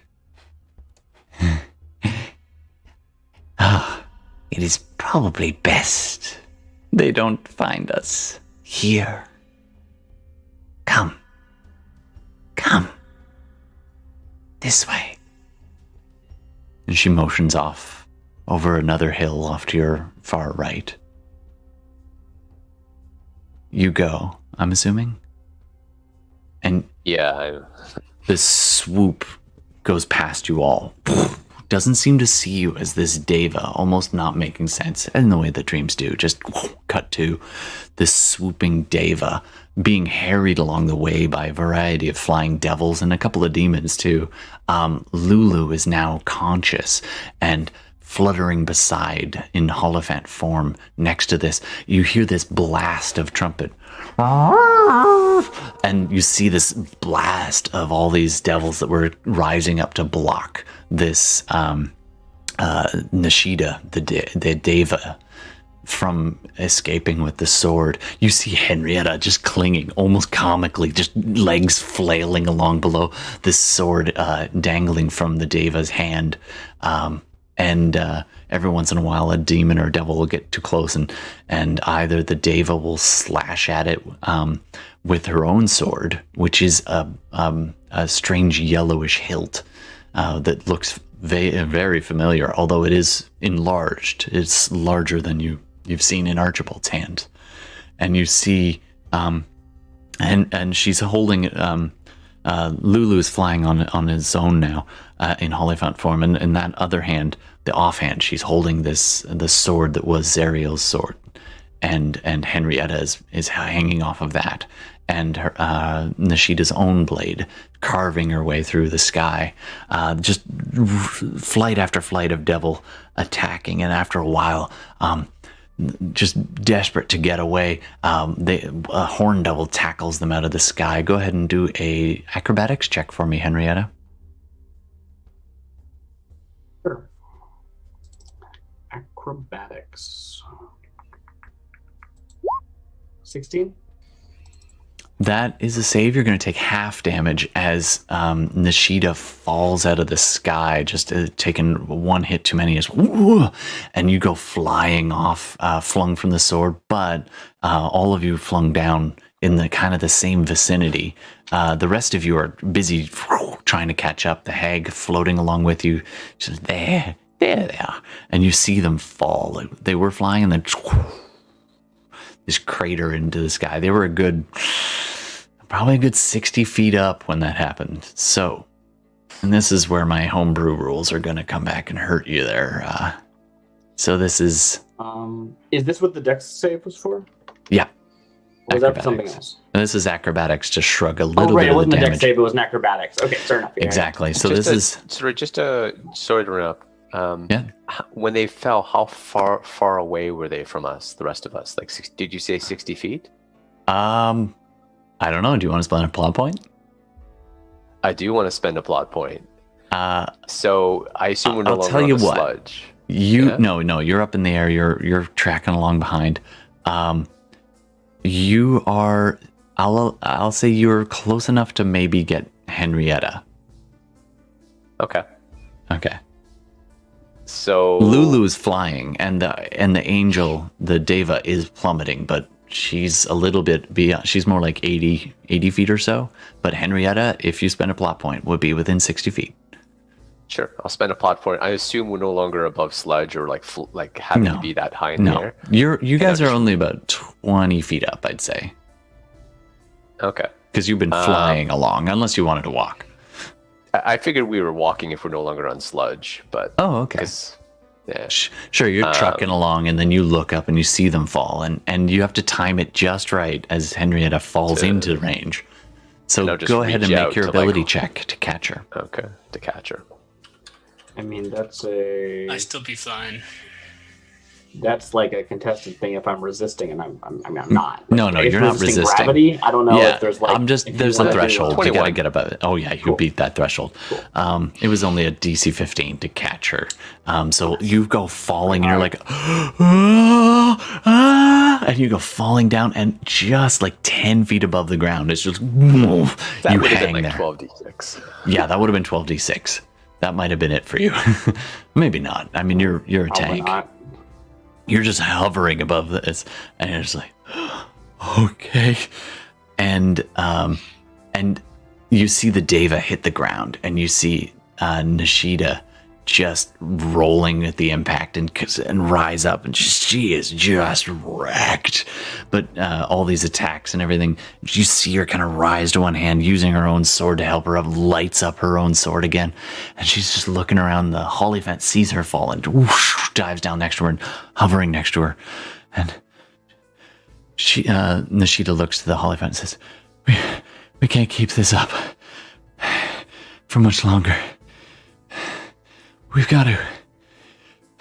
And she bats away another devil that comes bashing. They're about 40 feet away from you at this point. Do you want to close or do you want to watch? What do you want to do?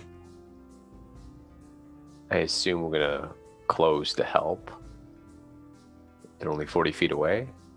Sure.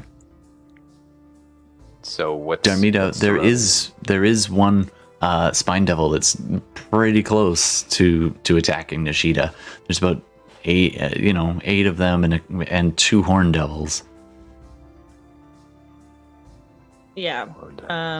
So I'm guessing I just lost my hunter's mark. So I have my boots. Mm-hmm. I'm going to... Would this be considered a new battle? Yeah. All right.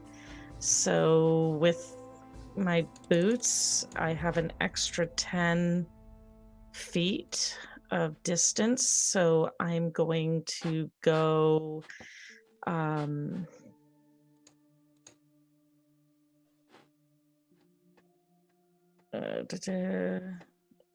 where the hell is the... Oh, it's the same as my walking speed. So 50 feet, which will close me to... Yeah, you can get right up into it.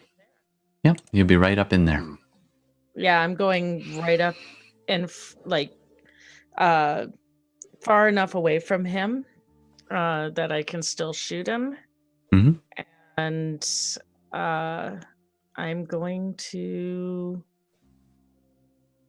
take my attacks on him.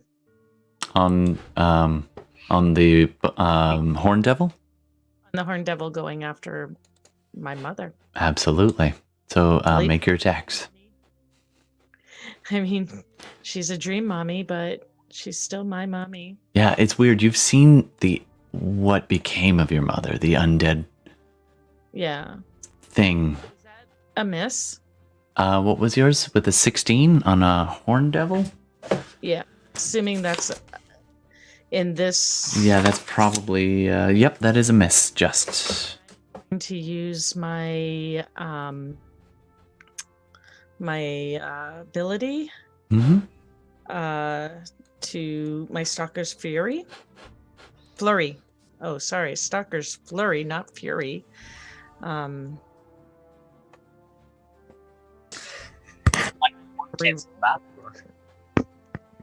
What? Am I the only one who can't see the map? I blacked it out. I'll show you in just 1 second. No problem. Hey, I thought it might have been a Roll20 thing, so. Mother effer.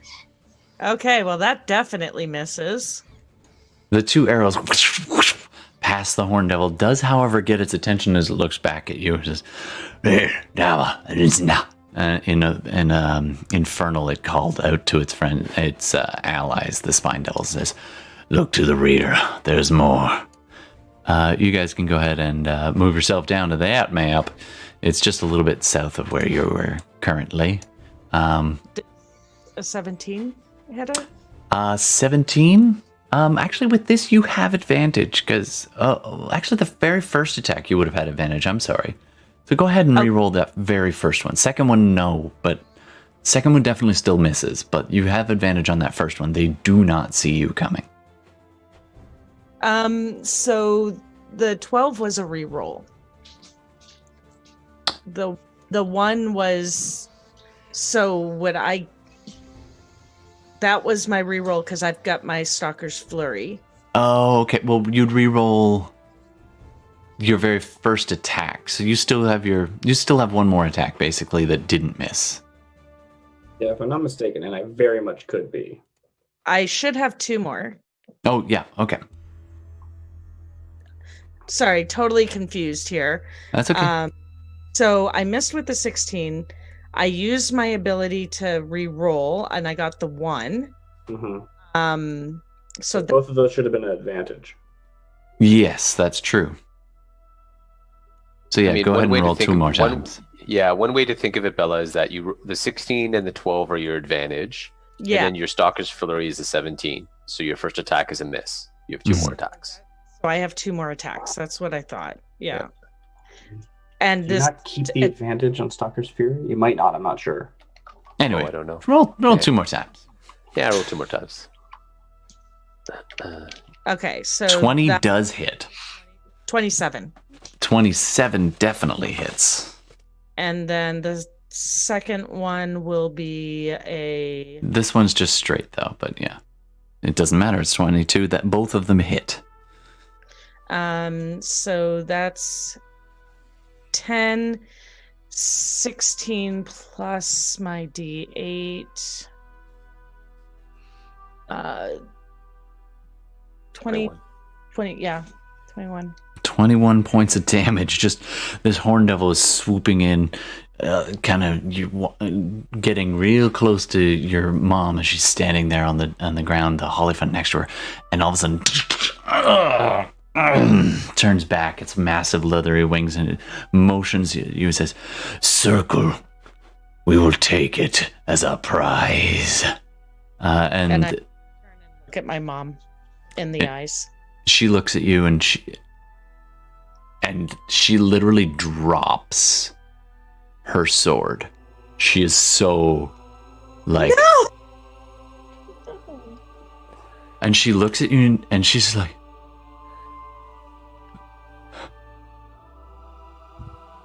"Darmida?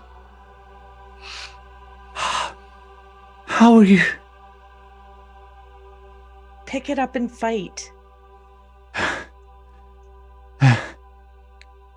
The old man, the Hollyphant next to it swoops down and grabs the little yellow hilted, the large yellow hilted thing, and starts dragging it towards her. And she motions. She says, "Use it." And the Hollyphant kind of just holds this sword, and she turns and she ignites the blue blade of Zariel in her hand, and she's like, "I'm glad you're here.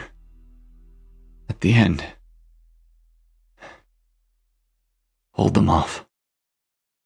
I don't need much time." And she looks back at Lulu, and you see the Hollyphant morph into like a smaller Deva version. Polymorphs into that, holding the yellow sword, ignites it. We're going to keep the same order from the last one just to save some time. You have 1 round. You need to buy them. That was your surprise round. Darmida, what do you want to do? Oh, then I will bonus action cast Hunter's Mark at a 3rd level. Mm-hmm. And I will take my attacks. I'm just going to make a very large. That one is the Bone Devil. All right. There's how many of them? There's 1 Bone Devil, and actually that appears to be it for now. The rest of them are all kind of keeping range and circling around. There is more coming. There's like a legion of them coming. The sky with all these flying devils is making its way here, but this one is right amongst you, but the rest are on their way. So I don't have advantage anymore, I don't think. No. 23. 23 hits. 11. Okay.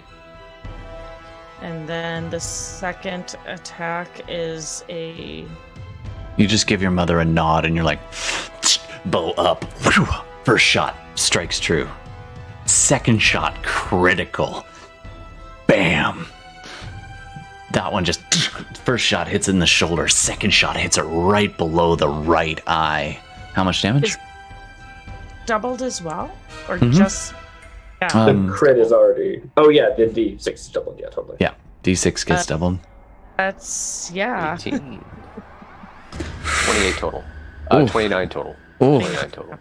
Oh, ow, ow, ow, ow, ow, ow. That's, 61. Ow, yo, that's a good shot. It's a beast. These things are tough. You remember from when they swarmed you earlier. Coming up next, Fenris. This is the only one closest to us. Close in immediate range, yes. And I just need to buy a little bit of time, huh? Mm-hmm. And Nishida, this Deva looks at you as you say that. She says, yes, I won't need long. Fine, I'll give you the time you need. Bonus action, I'll use my last sorcery points, and I'll summon the Hound of Ill Omen next to in front of the Horn Devil. Absolutely. And as I've done once before, just a shadowy mist just starts to come wrapping around the Horn Devil. All right. And it gets a save, if I remember correctly. An intelligence save.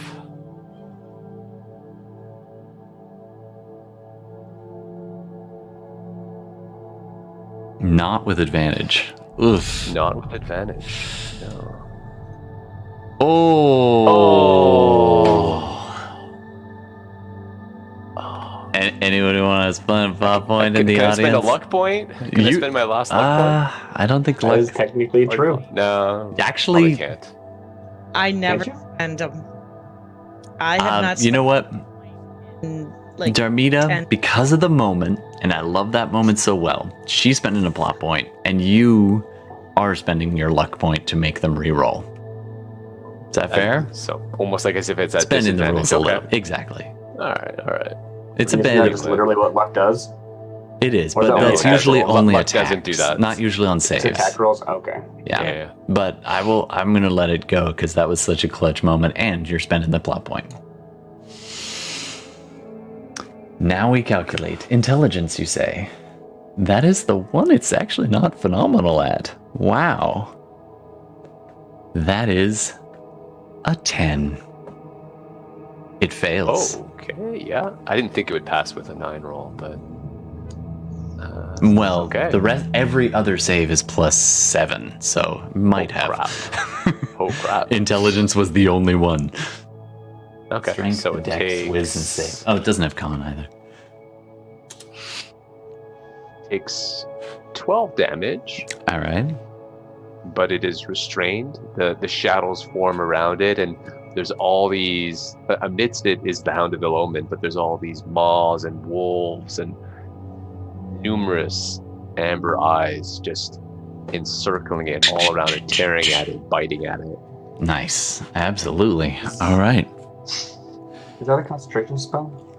It is. So I drop Yeah. my Cool. telekinesis. So it's just like a swoom. You It's fall like the I just last 10 drop feet. the last like 3 feet. Yeah. Yeah. It's 10 actually. That's okay. Yeah. All right, Valerie. What do you want to do? So, with that going around them, can I close in and do some stuff, or if I close in, do I get affected? You can close in. You can't even see it. It's in its head. It's, Yeah. All right. it's a little It's illusion. translucent. You can kind of see something there, but that's it. It just looked like wisps of shadow encircling it, and it's like reacting. What do you want to do? I'll move in, and I'll do 2 strikes. You have Nice. advantage, by the way. Excellent. So let's go with Talon. First one is 21. That's a hit. And that's 7. All right. And next hit. You guys have done good. 80 points of damage to it. Do you want to, you got any surprises for us, Monk?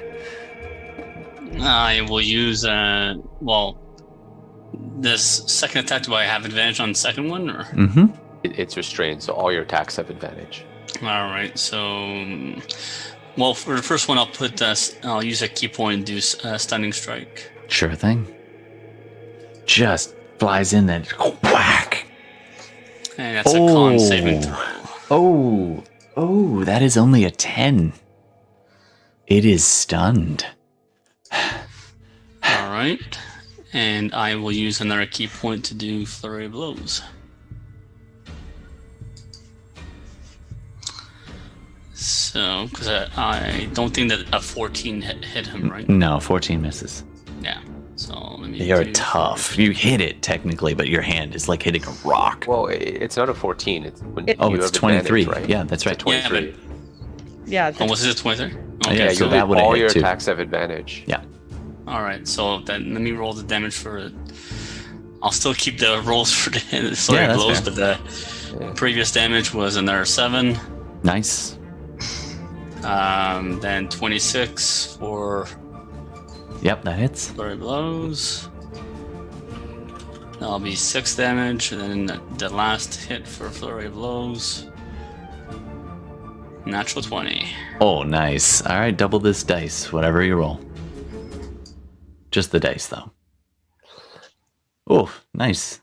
So that is a 6, which is a 12 plus 3 is 15. Whew, that is a big round. Bam. Oh, that's 118. This thing is just stunned and immobilized and restrained and just being beat on by Fallery, wings just flying all over the place. Others are fucking shrieking everywhere. Absolutely. So while there's this madness going on, Henrietta, what do you want to do or say? You know me too well. So I let go of the sword at some point, apparently. Well, you fell off of it. You got knocked into the sky. I was holding on to it. I was knocked off or something. Yeah. I lost my grip. Yeah, you lost your grip. So you're nearby. All right, cool. And she is now holding the sword ignited. This bluish blade. Grinder333. Thanks for subscribing. You rock. Grinder333 said, "Waz sap nerds." Hey, Grimdar, how's it going? Good to see you. That's Philly, guys. Grinder333 just subscribed with tier 1. Oh, thanks so much for the sub. I appreciate that. Thanks so much. Yeah, that's awesome. Thanks very much. You're here right at the end as Henrietta turns to Nishida and says, Yeah, I do. I hold out my hands, like both, because I need to use like the. And I look up at her and I say, "Please hand me the sword. This may just be a dream, but I made a promise." "I'm sorry. I can't give it away. I have to put it where none of these creatures can get it."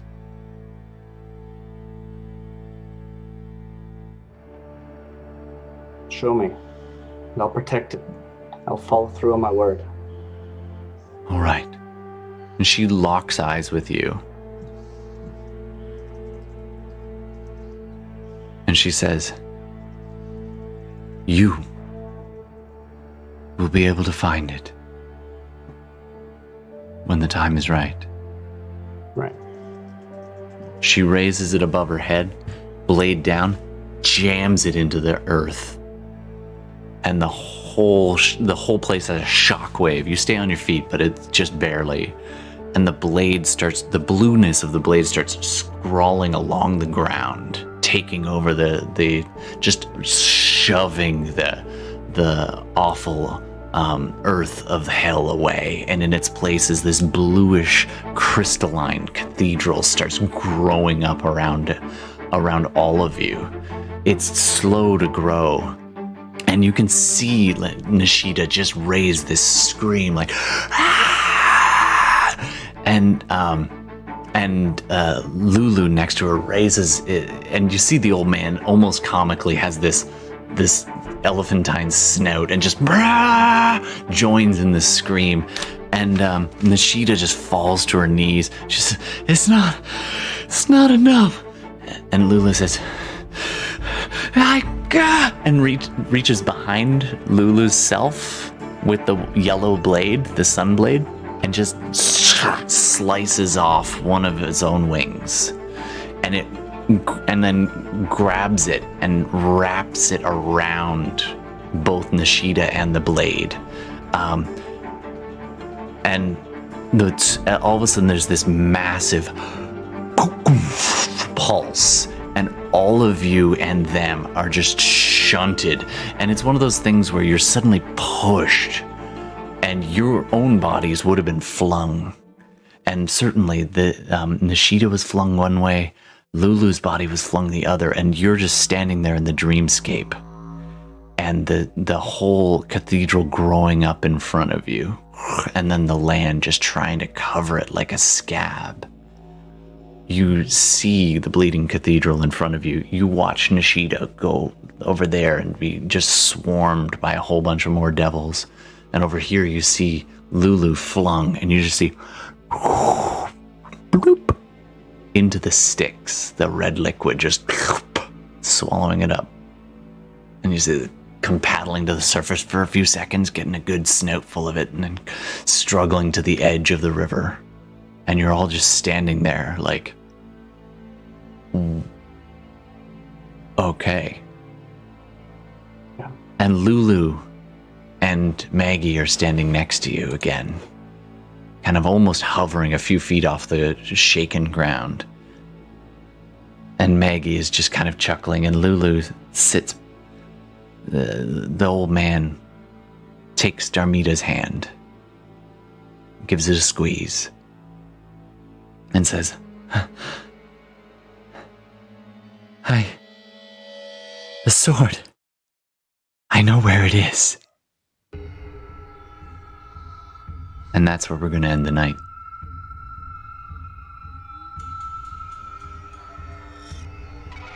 Horn devil, get pushed, because it does take 10 die damage.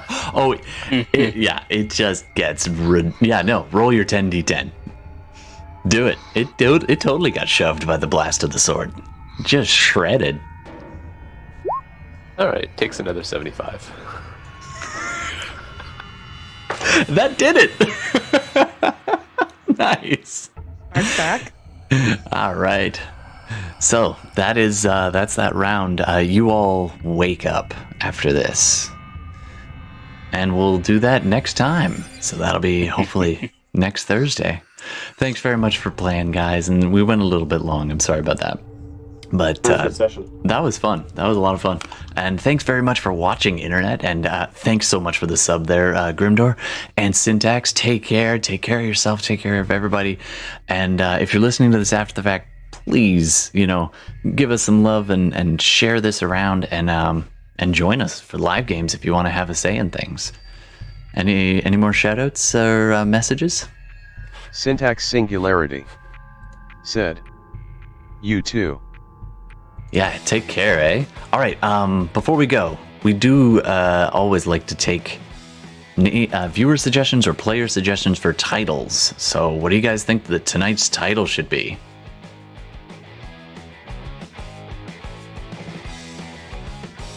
I don't know, but I like the song. Not the title, though. Grinder333 said, "Swords to Plowshares."